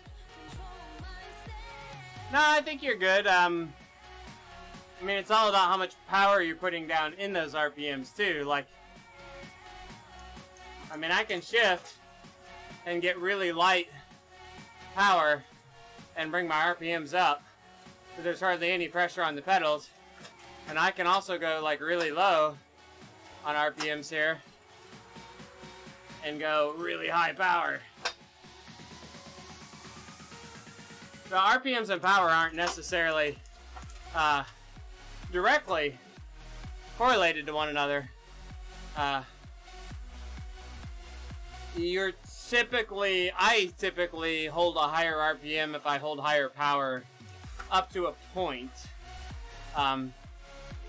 You know, hard efforts for me tend to settle out around a, I don't know, 95-ish cadence.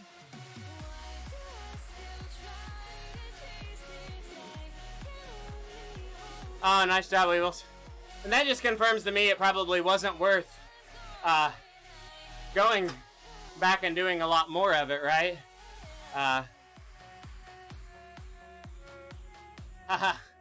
So I'm actually in second place in my mileage challenge this week, and I know this kid is gunning to beat me, but if I finish my ride right now, I jump 1 mile past him.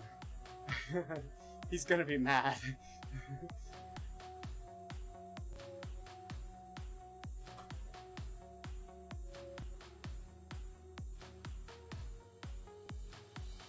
Yeah, Weebles, I kind of came to that realization on my own, so I didn't. We're gonna go up top for a bit.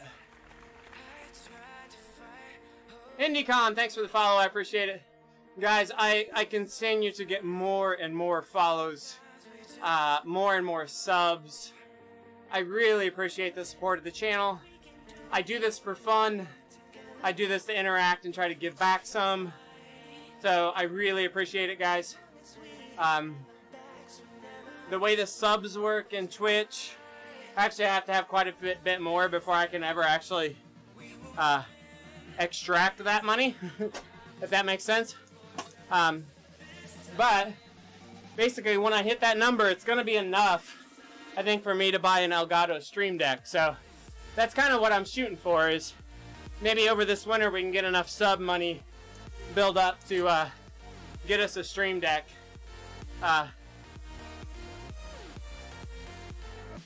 Right now I'm in sim mode, so as the gradient goes up and down, I can feel it. So, hey, Tom Oliver, thanks for the follow. Also, for those of you that might be fairly new to Twitch, that are coming over here just for Zwift, if you have an Amazon Prime account, you can link it to your Twitch account for free, and you can give away 1 sub a month to the streamer of your choice for free. A subscription is normally, I think, a $5 monthly contribution to that channel. But with Twitch Prime, which is Amazon Prime connected to Twitch, you can give that $5 subscription a month for free to one streamer. So, if you have Amazon Prime and you're on Twitch, give that sub to someone. I'm not begging for it for me, but give it to somebody. It doesn't cost you anything, and it supports that channel. So, please use those if you have them.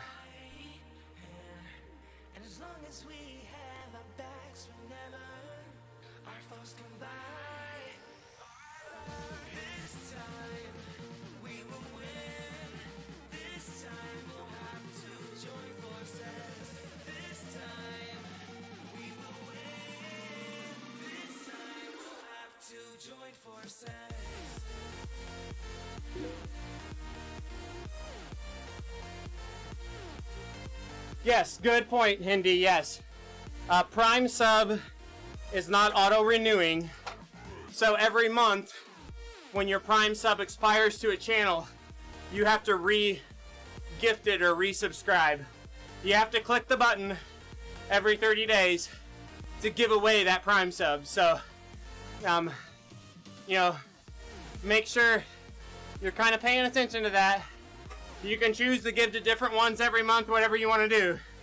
But every 30 days, you got to click the button to subscribe.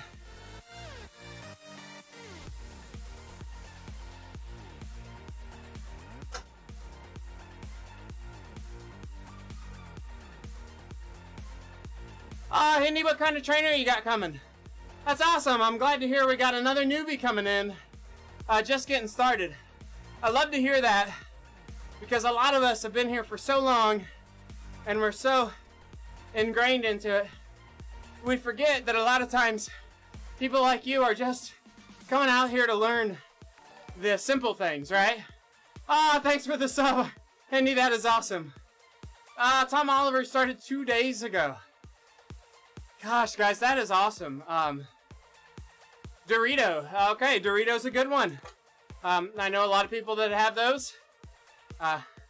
They get good reviews. They're a good middle-of-the-road power trainer. A good, solid power device. Good, solid resistance device without getting into the crazy high, expensive trainer stuff. So, a really good bang for the buck. Cross-check. I'm jealous. I'm jealous. Yeah, Tom, I'm shifting gears when I'm going up the hill like that. And you can see my RPM's getting really low. I'm not putting out high power right now, so I'm not really attacking the hills. Yeah, Hindi, it can all be pricey. It's not cheap. It's hard to even use the term budget with it, right? Like, it's a budget buster for sure. I'm jealous about a cross-check though. So I've got a felt, got a nice carbon fiber felt road bike here. An awesome carbon fiber felt a time trial bike. And then I've got a nice budget conscious Redline cyclocross bike that I ride. And I've used that alloy cyclocross bike for cyclocross racing, gravel rides. I've taken it out onto single track. I put the racks on it. I went bike packing with it. So I zip tied and taped big utility racks to the front forks and put tents and all that stuff on it. Like, I love that bike. I love that cross bike. It's almost the only bike I take outside now for group rides and stuff like that. But I want something like the Surly. And the cross-check doesn't come, I think, standard with these, but some of the other Surly models do. Like the triple bosses on the front forks to put the big utility cages on. And, you know, just the steel frame, a little more durability to it. I really want a bike like that. I actually want, the one I'd really like to have is like a Surly, I think it's a Kona LTD. So it'll take up to like a 2-inch, 29-inch, a 2.0 29er, or I think it'll take a plus size 26 tire, or what is it? Not a 26, it's a 27.5, right? It'll take a plus size. Love to have one of those. So you're a little different than me. I'm 5'9", so a little shorter than you, but I have a longer inseam. So, I ride a 54 road bike, but and they fit, a 54 road bike fits me really well, actually, like really well. I love the 54 Specialized, the 54 Felt fit me really well anyway. So that's typically what would be considered a medium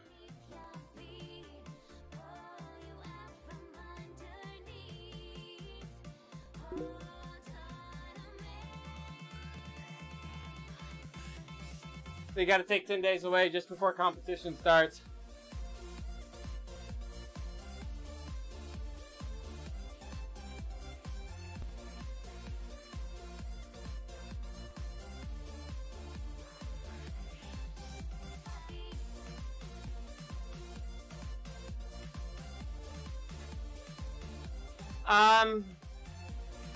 This was a 48. Wow, that's small. But yeah, the Surly sizing's weird. I don't know exactly what it is, but it's weird. I do agree with Matt. Yoga.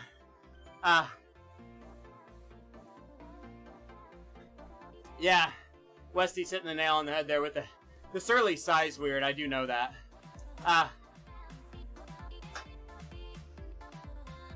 Weevils, stay active, number one. Don't overdo something new to risk injury. And find things that are lower impact, because cycling is not a high impact sport. Going to do a spin bike for an hour, work hard on the spin bike, I think that's good. Maybe do that for, you know, if you're going to be gone for 10 or 11 days, do that 4 or 5 sessions. I think that would probably be really good. And then do some other things. A little bit of time on the elliptical to get some blood flowing. Yoga, stretching. Some minor, don't go crazy, some minor like weight machine work. If they've got some leg press machines and some stuff like that, you can spend a little time doing those. But core work, you know, basic push-ups, sit-ups, stuff like that. If you got access to like a hotel fitness room and stuff, just some stuff like that. If you can, rent a bike, maybe mid-trip. If you could do like 2 solid bike rides mid-trip, that might help too. You're not going to lose a lot of fitness in 10 or 11 days, but you're going to lose a little bit of, what's the right term, crispness in your legs. And when you get home, I think the first day or 2 are going to feel heavy, and then you're going to feel really good. So as long as you don't have to like compete the day you hit the ground, I wouldn't stress about it too much.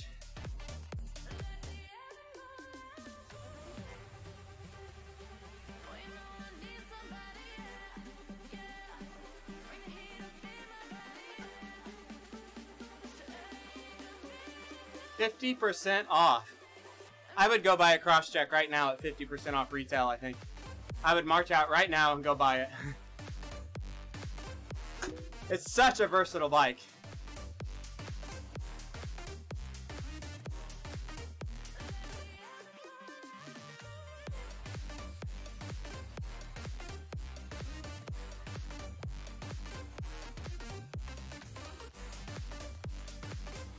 Yeah, Westy, I was just going to say the same thing. You know that overtraining line that we stay away from, Weebles? That last day that you can train? You want to be building up to jump over that line on that day. Get you some super hard efforts. Drive yourself into some pretty good fatigue. Day 1 and 2 of your vacation or your time off should be recovering from that. So, day 1 and 2, I was going to go up the hill here. I don't know what I'm doing. Day 1 and 2 can simply just be your recovery days. Doing some of that yoga, stretching, stuff like that in your recovery days as well is good. But definitely go out with some big numbers to lead into it. Just get a few, maybe 1-hour sessions in the middle of it, so you get 2 days off. Get 3 or 4 harder days that you can pull off in maybe like a fitness room or something, and then be rested and start piling back on when you get home. If you've got 2 weeks after you get home, I actually think you'll be ready to bust it big time after 2 weeks of being home. Why am I on New York City?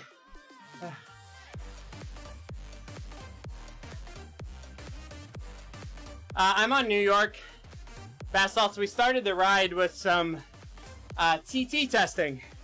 So we were testing TT pacing concepts. And the New York loop was a good one to do that. Now, I decided not to redo any of the Tour of Zwift stages. There's not enough participation in the redos to improve my times. So, what we did to start the ride, Basalt, we warmed up for a loop, but then we did a perimeter loop with 290 watts ERG, untouched, did a loop. We did a loop in 1440. The second loop, we stayed in ERG mode, but I used the plus and minus 10% that you can adjust to adjust up and down for the hills. So, when adjusting up and down for the hills and pacing the lap, I knocked 5 seconds off my lap time by adjusting the power for the terrain, but still averaging the same power. But I was limited to plus 10% or minus 10%, or in that range, because of I was in workout mode. And then the third loop, we turned off workout mode, and I did it with my bike computer.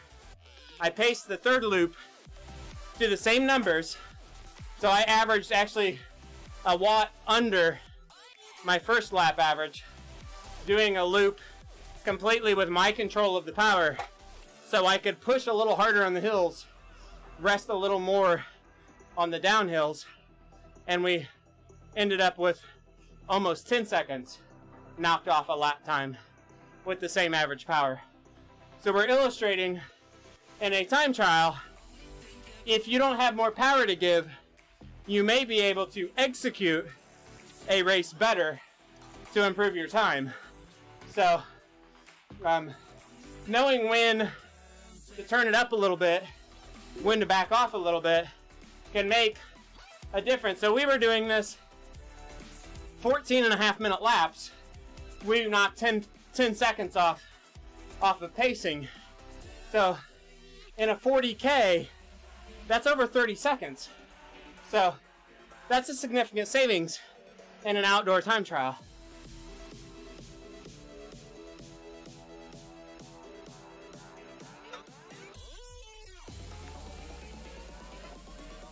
Oh, Weebles, thanks for the sub.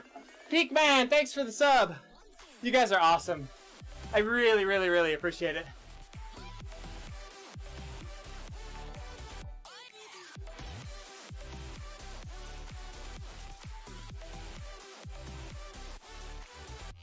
I'm really slogging the hill, guys.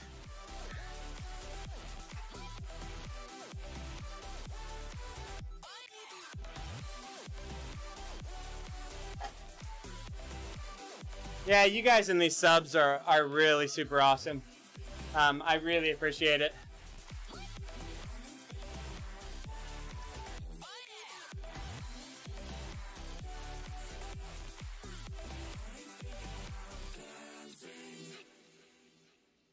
So Hindi, you said you've got stuff on the way, right?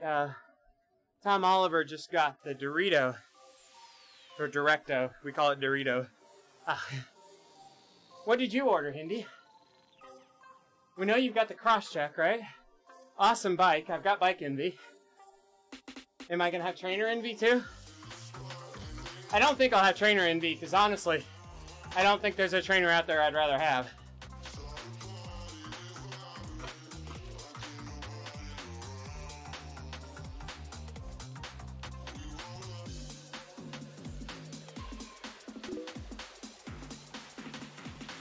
Oh, you had the, okay. You had the Dorito on the way, nice. Westy, they don't update those overall ones, but like once or, like every, like overnight, once a day, or maybe even every other day. I don't see updates every day. So, it may take, I think those are really, really, burdensome on the server. So I think they're only updating the overalls now after each round is done. So yesterday and today were all the makeup rounds. So I think whenever the final makeup round is done, I think they'll refresh everything again.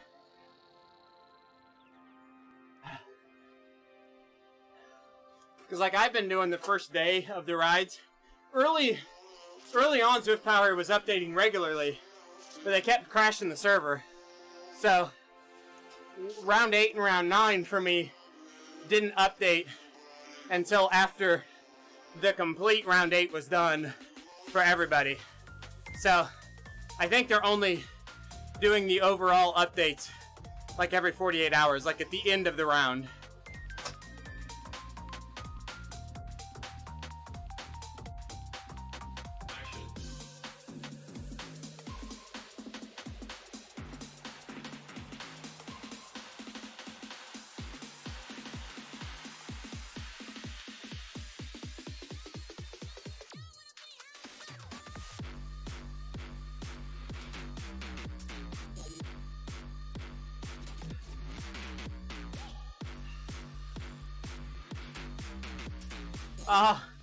I'm Oliver. Yeah, have a good night, buddy. Get to bed. It's after midnight for you. Yeah. So it's 5:15 p.m. here. You're 7 hours ahead of me. I know. London time, GMT, I think is 6 hours ahead of me. Super Bowl soon. Yeah. Actually, I don't know exactly what time it starts.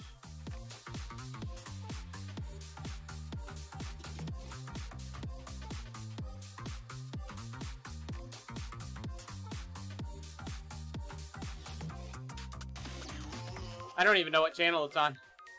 Fox, CBS, what channel am I looking for? I don't even know. CBS, okay. There we go, I've got it on right now. Does my mic sound okay to you guys today? I'm not running my big fan today. I've got a small fan right here. It's right under my mic, but I don't have near as much filter on my mic today as I normally would.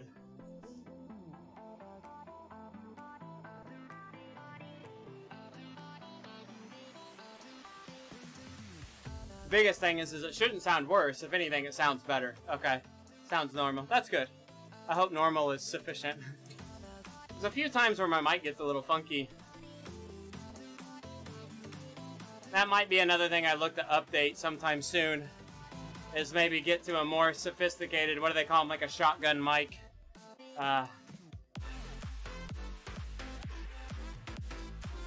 Although the Yeti does a really good job. For being a, what, $100 microphone, basically.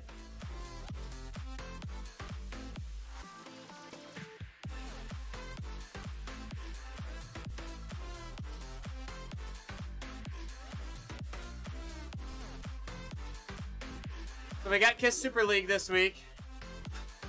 Yeah, Westy, I almost bought the Snowball. Basically, the Snowball and the Yeti are the same quality. The Yeti just has different... a couple different settings that you can change on it, as far as like directional and that, but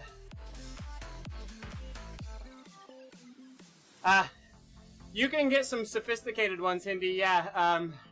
So I don't have any of those. I've been looking at them. I'll move it over here. I have a sock.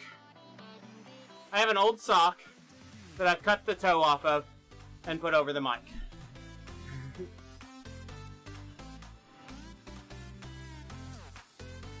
But I do run a lot of software on my OBS that that filters out my fan noise and noise gate and stuff like that. So we do this often to kind of show it.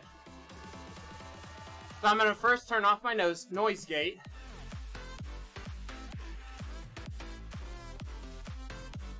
So this is with my noise gate turned off. So you don't get a lot of extra noise in the mic, but a little bit. And then I've got a filter. Now I'm going to turn the filter off, and you'll hear a big difference. So with the filter off like this, you're going to hear all my bike noise and all my fan noise. But when I turn this filter on, it has recorded all my background noise and filters it out. And then I also run a gate. So, and the gate comes in after my filter.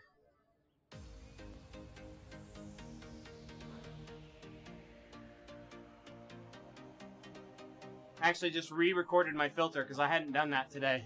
And that might have actually helped it a little bit too.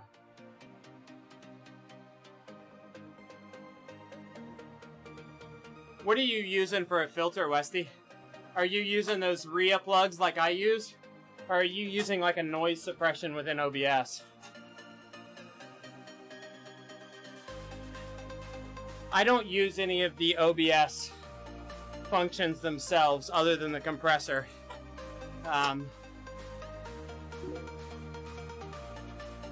Yeah, so I'm using VST plugins that are provided from Reaper. They're called RIA plugs. So my filter's a little more sophisticated, I think, than the built-in OBS one.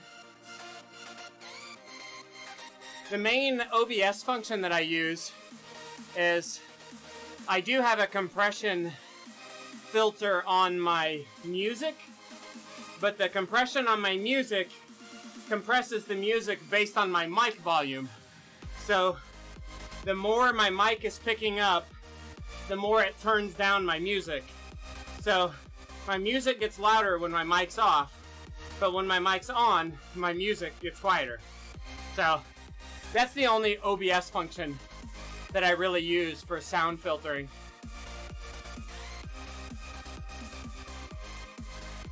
Yeah, when I used to have my kicker 16, you would hear it a little bit more. You don't hear it much at all now. Well, there's not much to hear because it's the kicker 19. It's the new kicker. It has no appreciable noise to it. But even my fans and stuff, yeah, you can't hear anymore.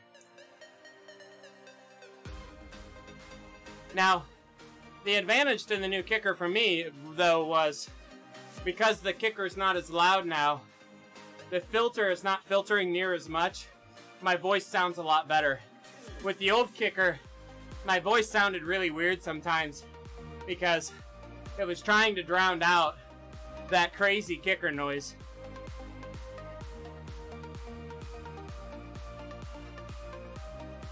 Yeah, man, that kicker... You get that kicker wound up in a race, man, it is loud. Westy, I've bought a new kicker about every... probably 18 months. Not because I'm not happy with them, though. It's been kind of weird. So, I started on Zwift with a dumb trainer. I had a mountain bike, my road bike, my TT bike. I dislocated my thumb on the mountain bike. Was in a cast for 6 weeks. And then it was in a splint for another 6 weeks. So, 12 weeks of screwed up hand. And my wife was like, I'm done with the mountain bike. This is dumb. Thanks for the follow, Navy Surfer. I really appreciate that. So, I bartered with my wife and I'm like, alright, can I trade my mountain bike in on a kicker? On a trainer?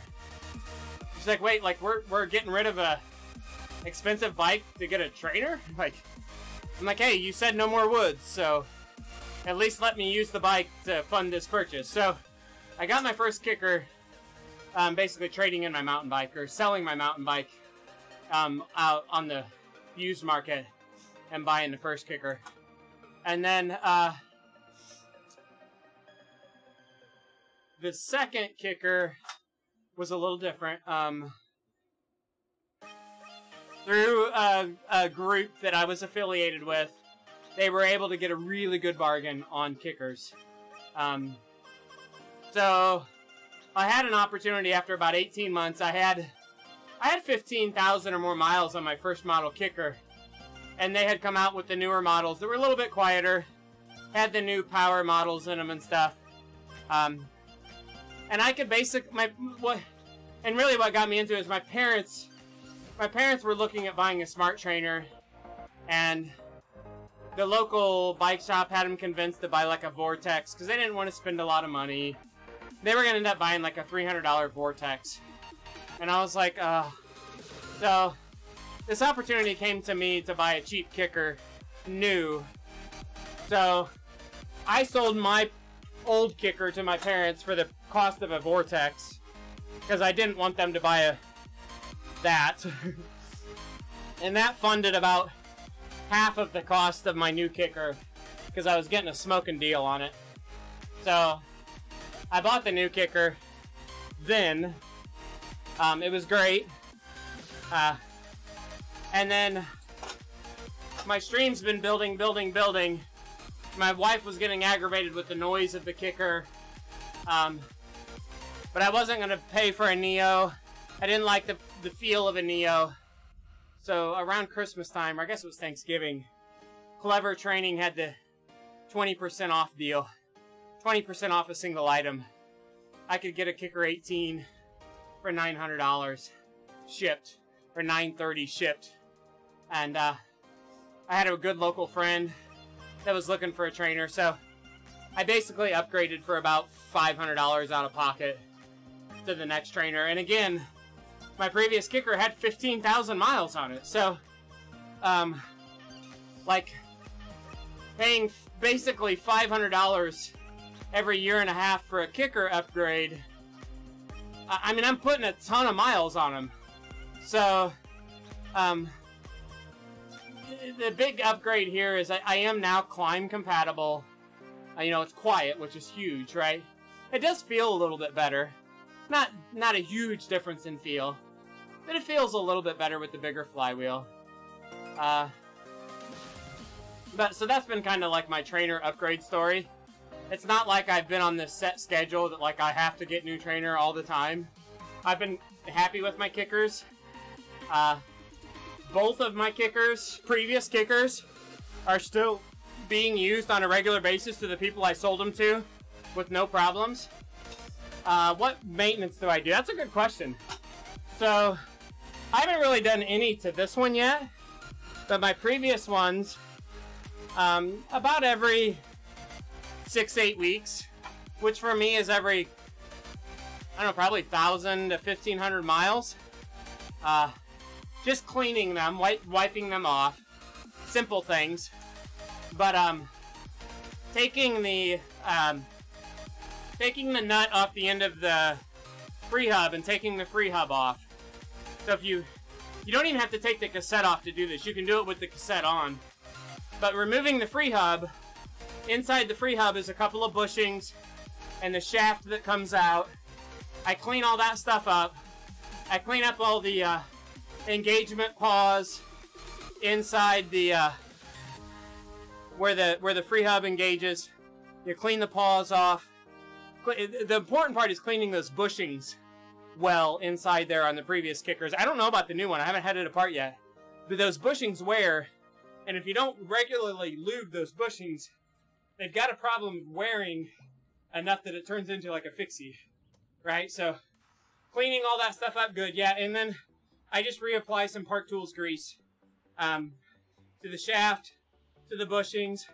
You know, just a light coating on everything. The free hub paws, I don't grease them. Like, I wouldn't use that heavy grease on free hub paws outside. But I'm in an environment here where it doesn't get super cold. So I just use regular grease on the free hub paws here too. Yeah, Westy, they will send you free bushings. I read about that problem early on, so I've kept mine lubed, and I've never had them be a problem. I've never done anything with the belt, specifically from a maintenance perspective. On the previous generation kickers, when I have, trying to think, what did I have? Oh, I remember, okay. When I got my second kicker, my spin down times were super high. And I'm like, man, they don't have the belt tight enough. My spin downs are way too high. Like, spin down times were 45 seconds. And man, my spin down times on my old one were like 25 seconds. You know, so on my brand new kicker, you know, I opened it up and I tightened down the belt. And it just wasn't right when I did that. I emailed them about it and they're like, no. The new kicker 16s at the time had new bearings in them. The spin down times at 40 or 45 seconds were fine to back them back off. But basically what the guy told me at that point in time with a toothed belt, so the old style, pre-quiet, if you've got a loud kicker, if you've got a whiny kicker, the belt tension should be tight enough to not slip. No tighter. Like, you gotta make sure it doesn't slip, because if it slips, it can chew those teeth right off. But belt tension has no benefit once you reach the point of non-slippage. So, you don't have to get those belts super tight. And I think what you're seeing with a lot of the belt failures on the older models, I mean, things break, guys, don't get me wrong, things break, right? It's not always this, but I think people maybe have a tendency to over-tighten the belt. I've never replaced a kicker belt. I've never broke a kicker belt. So, I've had two kickers with the tooth-style belt on them.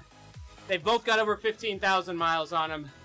And neither one of those kickers have ever had any repair done to them. All they have had done to them is the simple cleaning that I explained. Simple maintenance.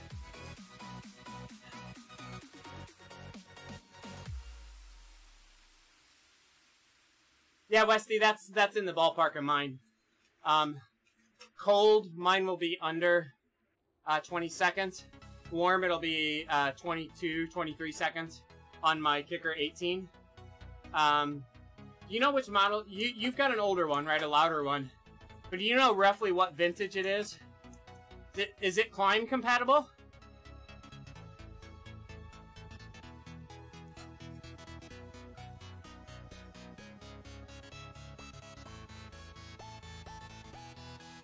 So I think there's three ways to distinguish them, right? Like, the original kicker has the handle that is a loop directly on the side of it is the original kicker. Kicker 16 turned to the handle that sticks straight out that's easier to carry. Kicker 17 is climb compatible, so you can use a kicker climb with it. If you clamp in your rear thing, you should be able to raise the front of the bike up and down without any binding in the back. It basically will pivot on the trainer. That's a Kicker 17. And then Kicker 18 is the quiet version. So those are kind of the ways to identify them.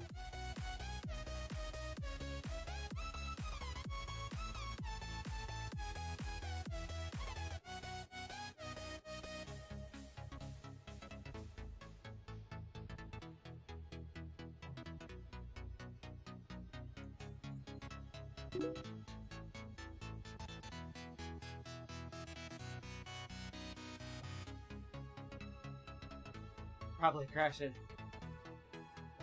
Yours is the one before the new handle. So yours is the original kicker. Okay. Yeah, so your spin down times are right on what mine were on my original kicker. Yeah, awkward to carry. So the new handles come straight out and center the weight a little better. Where the old ones, like, the handle was on that angle. And when you picked it up, the thing was like, it was awful to carry. If you want to work out on vacation, take your kicker with you just to do sets with, right? Like, it doubles as a weight.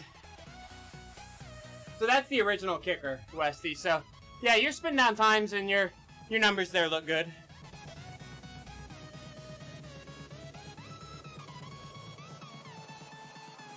So on the kicker climb, Hindi, I think the concept of the climb is awesome. I would love to have one to ride in concept. Kickoff of the Super Bowl. Super Bowl, whatever it is, 5005 is started. New England has the ball. The climb is awesome, but I won't buy one. Two reasons. Number one, it's too expensive. The concept is cool. I think it would add a lot to the ride. Actually, I think I have three reasons. It's too expensive is my biggest reason. If everything was fixed on it, it was a perfect solution. Still costs too much money, in my opinion. So that's my issue number one. Might be thinking about one at $300, $600. No, not even close to it. I'm gonna buy me a cyclocross frame or, you know, a touring bike, you know, a true monster cross. I'm gonna do something like that if I'm gonna spend that kind of money. So that's my first issue with the Climb. I think it's overpriced. Number two, they've been having belt break issues. Belts break, things break, right? I get that. That happens. No big deal. Shit happens. But I ride a lot. I mean, I just told you guys, like, I have over 30,000 miles on kickers, right? If it's gonna break just from use, I'm gonna break it. I'm not a big guy, but I sprint, I move, you know, I do hard power. So, I mean, I'm gonna work the thing out. So, I'm concerned about durability on them because I don't want to be in a sprint of a race and come crashing down on the front of my bike. That's my issue number two. And then issue number three, this is a little more minor. Probably wouldn't hold me back from buying. I've rode one briefly, and like the front end of my bike is pretty planted because I ride with my front wheel against I think it's a 55-pound dumbbell. That's what keeps me from sliding forward when I sprint. So my handlebars are anchored. Like, I can't turn them. I'm pretty well locked in. And that Climb has like got a slick bottom on it. It's raising you up and down. It's moving. It's twisting. Like, it just... I don't feel grounded and anchored to put out big power. So, I've never tried to, so I might get used to that. Like, I'd be willing to go for it if that was my only issue. But I really struggled with that. It's a belt, Indy, so whatever does the lifting is some sort of belt. So, I don't know the true, like, mechanism inside how it works. But it is a belt which looks, I think from what I've seen, it's a V-belt. Not a V-belt. It's a toothed belt, same as the original kickers, so it's like a timing belt on a vehicle, is what I've seen. So, right, that's the part where I'm just like, oh, like, if it breaks, like, wow, that's gonna suck. So, I'm not totally like, Kicker Climb sucks, I hate it, but I'm not convinced either. Is that a turnover? Turnover! Hopefully I'm not spoiling the Super Bowl for anybody.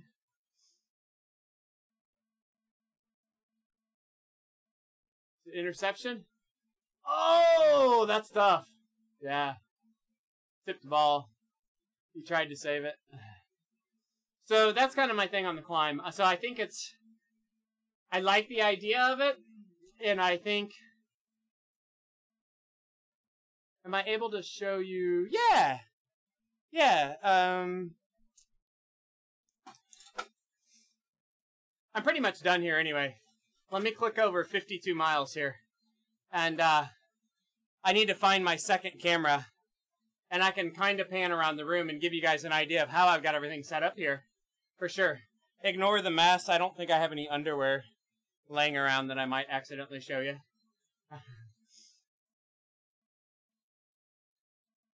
My room really is a disaster.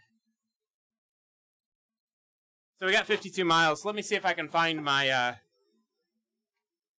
me see if I can find my other webcam to turn on for you guys. And give you a setup show here.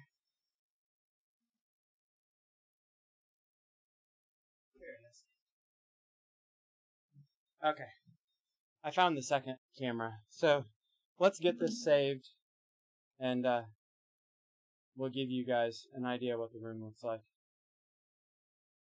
We're going to save and exit this. We're going to go to this screen, but we're going to flip you to this camera, and I'm going to turn off the chroma key on this camera so you can see my background and everything.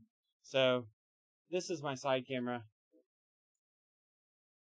And I'm going to do one other thing. I'm going to flip off while we're doing this. Let me flip off my sound filter so I can be sure you guys can hear me. So, in and up the ride, you guys want to see my setup. So, here's my bike. You can see I've got the rubber mat on the floor is a horse stall mat. So it's a 4x6 foot heavy rubber mat. I've got that blue towel down there because if I don't put that blue towel down on a hard ride, my sweat will actually run off the mat onto the carpet. So that just absorbs my pool of sweat to keep it from running off and ruining the carpet. I use a chroma key for my background. So I've got this big blue, basically bed sheet that hangs on the back wall here. So the blue is filtered out. You know, the weatherman uses green. I use blue because my team is green. So we don't want to be filtering out green because then I can't wear green on camera. So my bike set up here. You've got the bike bra on there. I've got a full-size like beach towel over the handlebars. The kicker there. Yeah, so that fan runs. The new kicker runs a lot hotter. And I think it's because of the big flywheel. The first time, like 2 days after I got this kicker, I rode it up the Alp on Watopia, and I think I held somewhere around 300 to 325 watts up the Alp, and I did a spin down at the top, and the kicker spun down at 155 or 160 degrees, and that scared the crap out of me. Heat is not good for electronics. My old kickers only ran up to about 120 degrees, so I keep this little desktop fan blowing on my kicker now. I've not seen over 125 degrees out of this kicker since I put that fan on it, so I keep that there just as a safety precaution. I did submit a ticket to Wahoo, and they told me that the temperature was not a major concern on my unit, that they have experienced high temperatures like that when people that are very strong are riding up things like mountains on Zwift. So, but yeah, that is that fan. So just kind of panning around. You can see over there, there's that light glowing on the other side of my front wheel. That's actually a treadmill right next to me. My wife walks on that treadmill a lot. I run on that treadmill sometimes on Zwift. Up here on the arm of the treadmill, I'll see if I can reach over here. Up here where my hand is, these are two bicycle head units that I have strapped to the arm of the treadmill.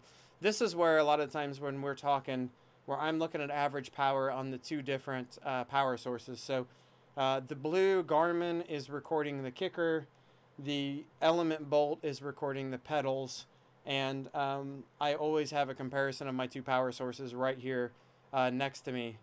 I have the, as Basalt says, the fake Wahoo desk, and yeah, you can guys kind of see the mess I've got. This is a Rad cycling desk off of Amazon, RAD. It is a complete clone of a Wahoo cycling desk, minus about $100 cheaper. So I've saved myself $100. I've had this for about 6 months. It's pretty awesome. I've got the feed bag from Zwift here hanging off the corner of it, and has a little bit of food in it.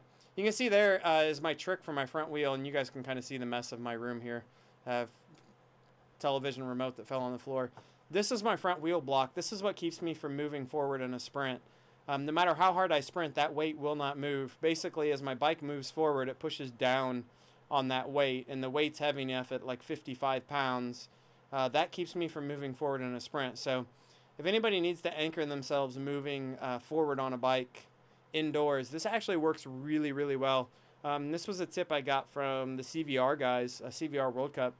They have these in each one of their live events used to keep the riders in place. So really a very simple tool that works really, really well. So, and that's what anchors my front wheel on my bike. I've got this fan kind of hidden underneath here. I don't use that fan much. If I'm racing really hard, I'll turn that fan on. And then right underneath me here, this is the fan I've got blowing straight up on me today. My light fan. Normally that fan is back in this corner in front of the treadmill, but I moved it right next to me today, not going as hard. It's blowing straight up on me. So, and then I'm running out of cord on this mic, or on this camera, so I can't pull it back too far. But I've got a 32-inch television mounted on the wall. That television is connected to my old streaming PC, and it also has an antenna hooked up to it. So what you're seeing right now is live television there. The Super Bowl's on. And that one also has an Amazon Fire Stick on it. That's what my wife watches when she's on the treadmill. Yeah, copyright. Oh, God, no. Here's my stream setup. So Zwift is usually on this monitor, the lower monitor. That's a 24-inch gaming monitor, 144 hertz gaming monitor. Really, really high-quality HD gaming monitor. That's where the Zwift game is usually at. 32-inch television here is usually where I've got OBS going. And then this is like my surfing monitor. This is a 32-inch television where I'm looking at Zwift Power and stuff like that while I ride. Up here is an old 4x3 setup, 19-inch monitor.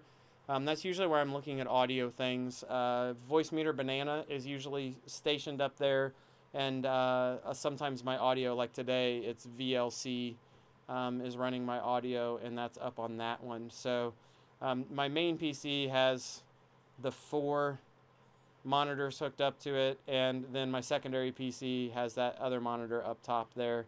And then my kind of step back here, you've got my mic boom here as well. So I'm kind of in a dungeon. I've got wires you see draped across the ceiling. I'm in a basement room.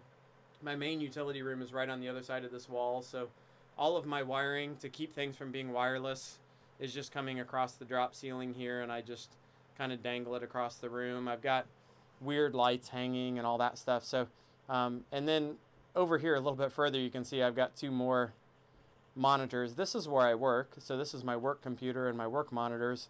And then here is my main racing fan. That's like a carpet drying blower. And that is how I do my big fan when I'm racing really hard. That fan's blowing right at me. How do I read chat? That's a good question. So it's kind of hard to see. And I'll actually restart. I'm going to restart Zwift here so you can see it a little bit better. But if you look on the left-hand side of this monitor, there's an overlay on there. And that is my chat that's rolling on that overlay. And it stays on top of that monitor no matter what. So, and I can actually I can show it to you as well, I believe. Let me do this, display capture. Let me switch this display capture to my other monitor. Here we go. This is my display capture on that monitor. You can see the chat window on the left-hand side there. That's where I read the chat. So when I'm actually in Zwift here, and I'll click ride just to get into here, you'll see it's placed really well on the screen. It only covers up the times for the lap times and stuff from my view. So a lot of times where I'll be like, you guys will hear me every once in a while. I don't know if you'll notice it when I'm streaming. I'll be like, what's that lap time? Because I'm trying to read the lap time through this chat overlay. And then sometimes I'll have to move the chat overlay to read it. Other times I'll just actually look up at my stream because I've got the OBS directly above there. You guys don't see that chat overlay, but I do. So if I look at what you guys are looking at, I can see, around that. So that's kind of my big overall setup to give you guys an idea. I wasn't looking at chat while I was going through that, so I'll kind of scroll back through to see if you guys had any questions. Is that a program? And you're regarding to, is that a program for the overlay? Yeah, I use a program called Restream. Restream is a website you can go to, and Restream, I send my broadcast to Restream. Restream takes my broadcast and it splits it into Twitch, Mixer, and YouTube. So it takes one and turns it into 3. And it also, Restream also offers this overlay service or this chat service. So Restream is monitoring my chat in all 3 of those locations and combining it into this one overlay. And it also, if you chat, what you see on screen in Twitch, like if somebody goes over to Mixer and puts in a chat at Mixer, it'll come through to Twitch, but it'll come through looking a little different. And that Restream app is doing that chat transfer from tool to tool. So if somebody is chatting, like if I go over to YouTube right now and I chat in YouTube, it'll come through a little different in the Twitch chat, but you'll be able to read the chat over there. So, and that's what that restream tool is doing, is it's syncing up all of my chats, and it's showing me the chat on my overlay, and it's also splitting my stream for me. So I'm just going to type a YouTube comment over at YouTube, and then a few seconds later, it'll pop over. It has that dust. Yeah, it must be. I don't know why it would have that.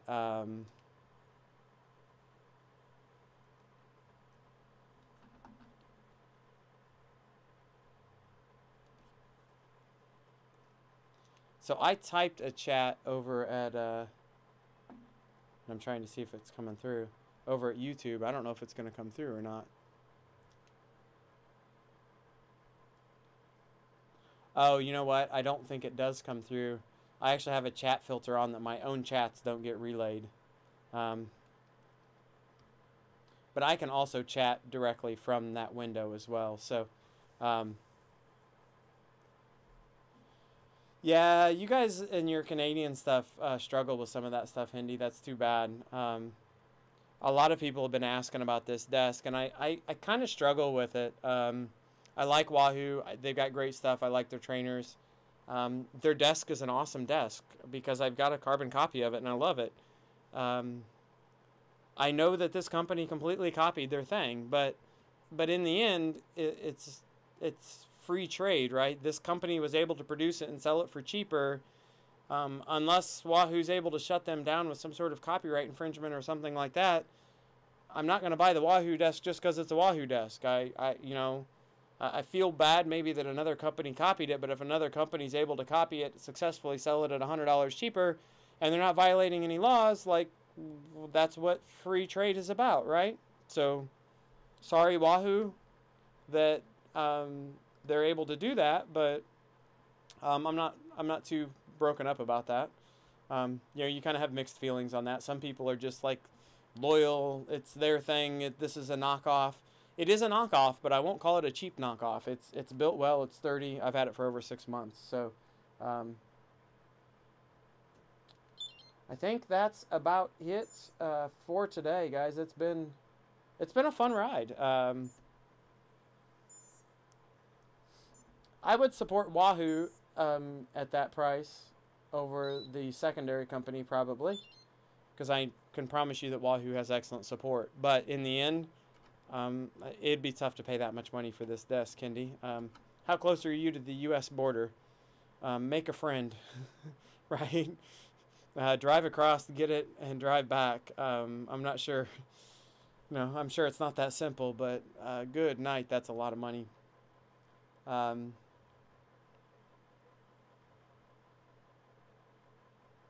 Yeah, guys, thanks for tuning in, Westy. Have a good night. I gotta go grab something to eat myself too. So, I do appreciate everybody jumping in today. I've had a lot of people watching today, a lot of new viewers, a couple of subs. Guys, again, thanks for the support. I really appreciate it. It's been fun. This week's a big week. We're gonna do Kiss Super League. I think I'm gonna ride every day between now and then. Tomorrow is not going to be a hard ride. Tomorrow really needs to be a rest day. We didn't go super hard today, so we can ride a little bit tomorrow. Maybe we'll pick up a 2.5 watt per kilogram group ride, something like that. We'll do a ride of some sort tomorrow, and then we'll kick it with some openers on Tuesday, and talk about the race.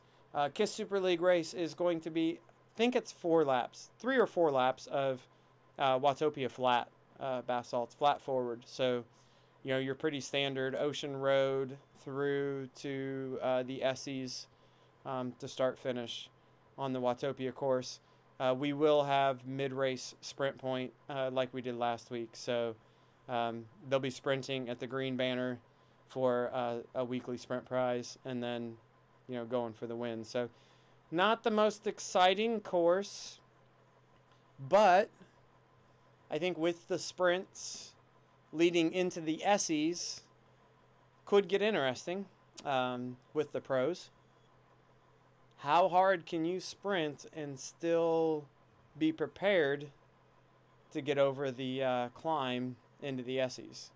So, I think that's going to be a careful play. So it'll be interesting. But that's the game plan. I don't know for sure who's racing this week, for sure. It's myself. Pretty sure it's going to be myself, Justin, and it's not Matthew. It's Adam. Yeah, it's myself, Justin, and Adam. And then Kim or Steve. I'm not sure which one yet. So, I think we're working all that out.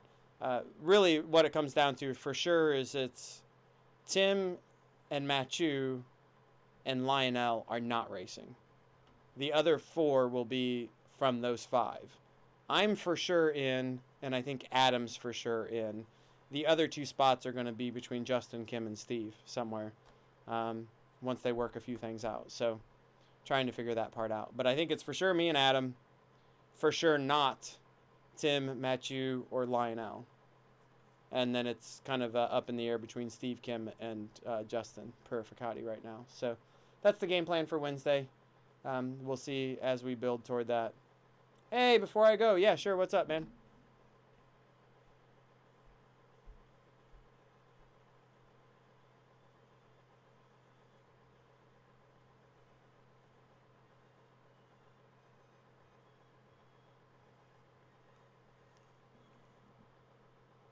Trying to get your data out of your element and it's having issues. Specifically power.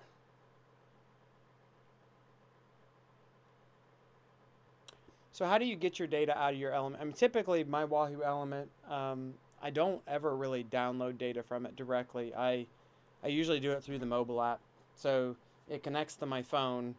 If I'm riding outdoors, it connects to my phone and I just sync it to Strava or to Garmin or whatever through that. But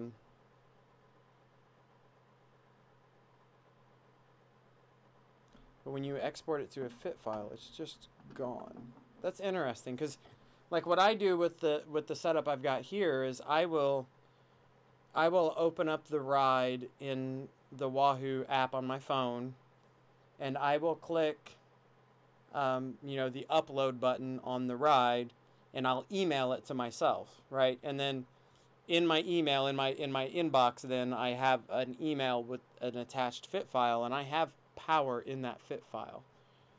So I've had good luck with that.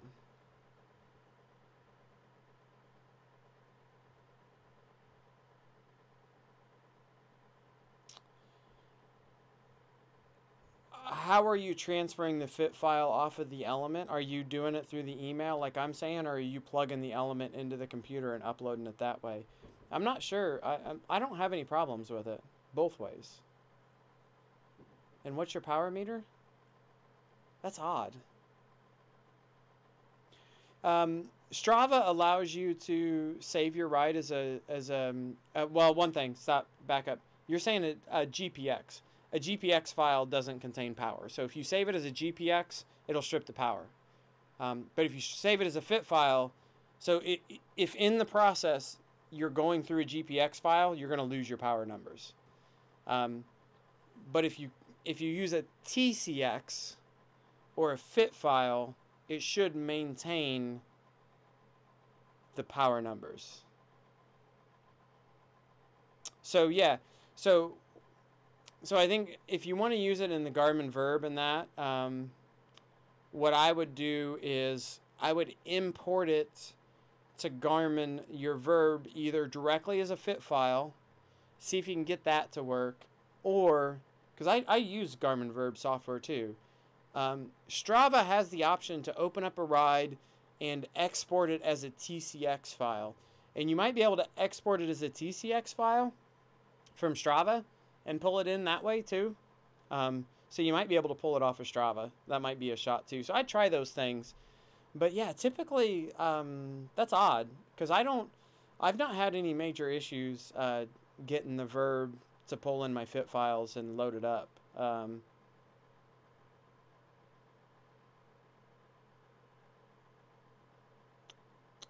Yeah, that is odd. There is maybe, it's been a long time since I've done it, but there is, I think when you're importing files into Verb, I think there's like check boxes for what data points you want to pull in. I've never had to change them on mine, but it might be possible that it's not importing the power because maybe there's a checkbox or something on the import function within Verb that's not coming in. I don't know.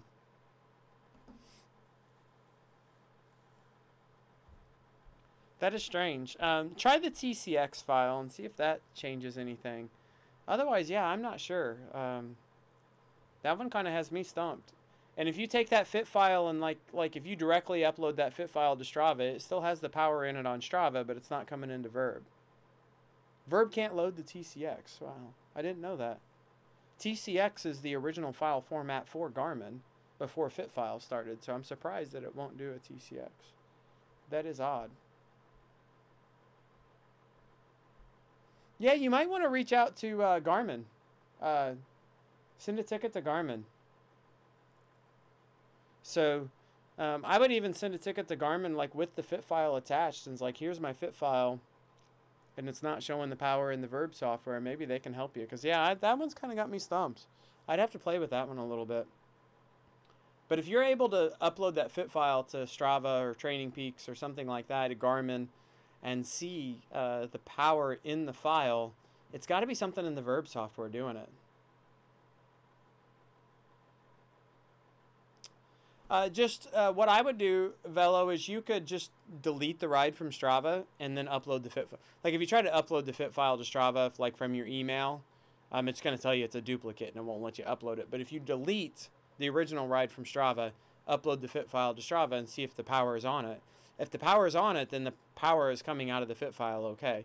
And if it's not, you can go back in, as long as you haven't deleted the ride from your element, you can go re-upload it to Strava and fix it, again if you need to. But that's what I would do, is just like delete the ride from Strava and then try to upload the fit file directly to Strava and see if the power comes through that way. That will at least narrow it down to if it's a fit file issue or if it's a Verb issue, I think. So yeah, that's a good way to try to narrow it down, just to see if it's leaning toward a file issue or if it's leaning toward a software issue. So that's probably a good first step.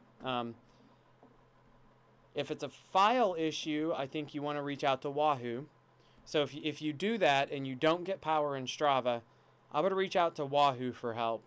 And if you do that and you do get power in Strava when you upload the fit file, then I would reach out to Garmin for help on the Verb software. So that's kind of the two avenues that I would take there. But all right, guys, I'm going to run, go watch the football and get a little bit of recovery. So everybody have a good night. Thanks for hanging out. I appreciate everybody hanging out with me. The big support in the stream. We'll be around this week, so we'll chat as the week goes on. And hope everybody has a good Sunday evening. We'll talk to y'all tomorrow.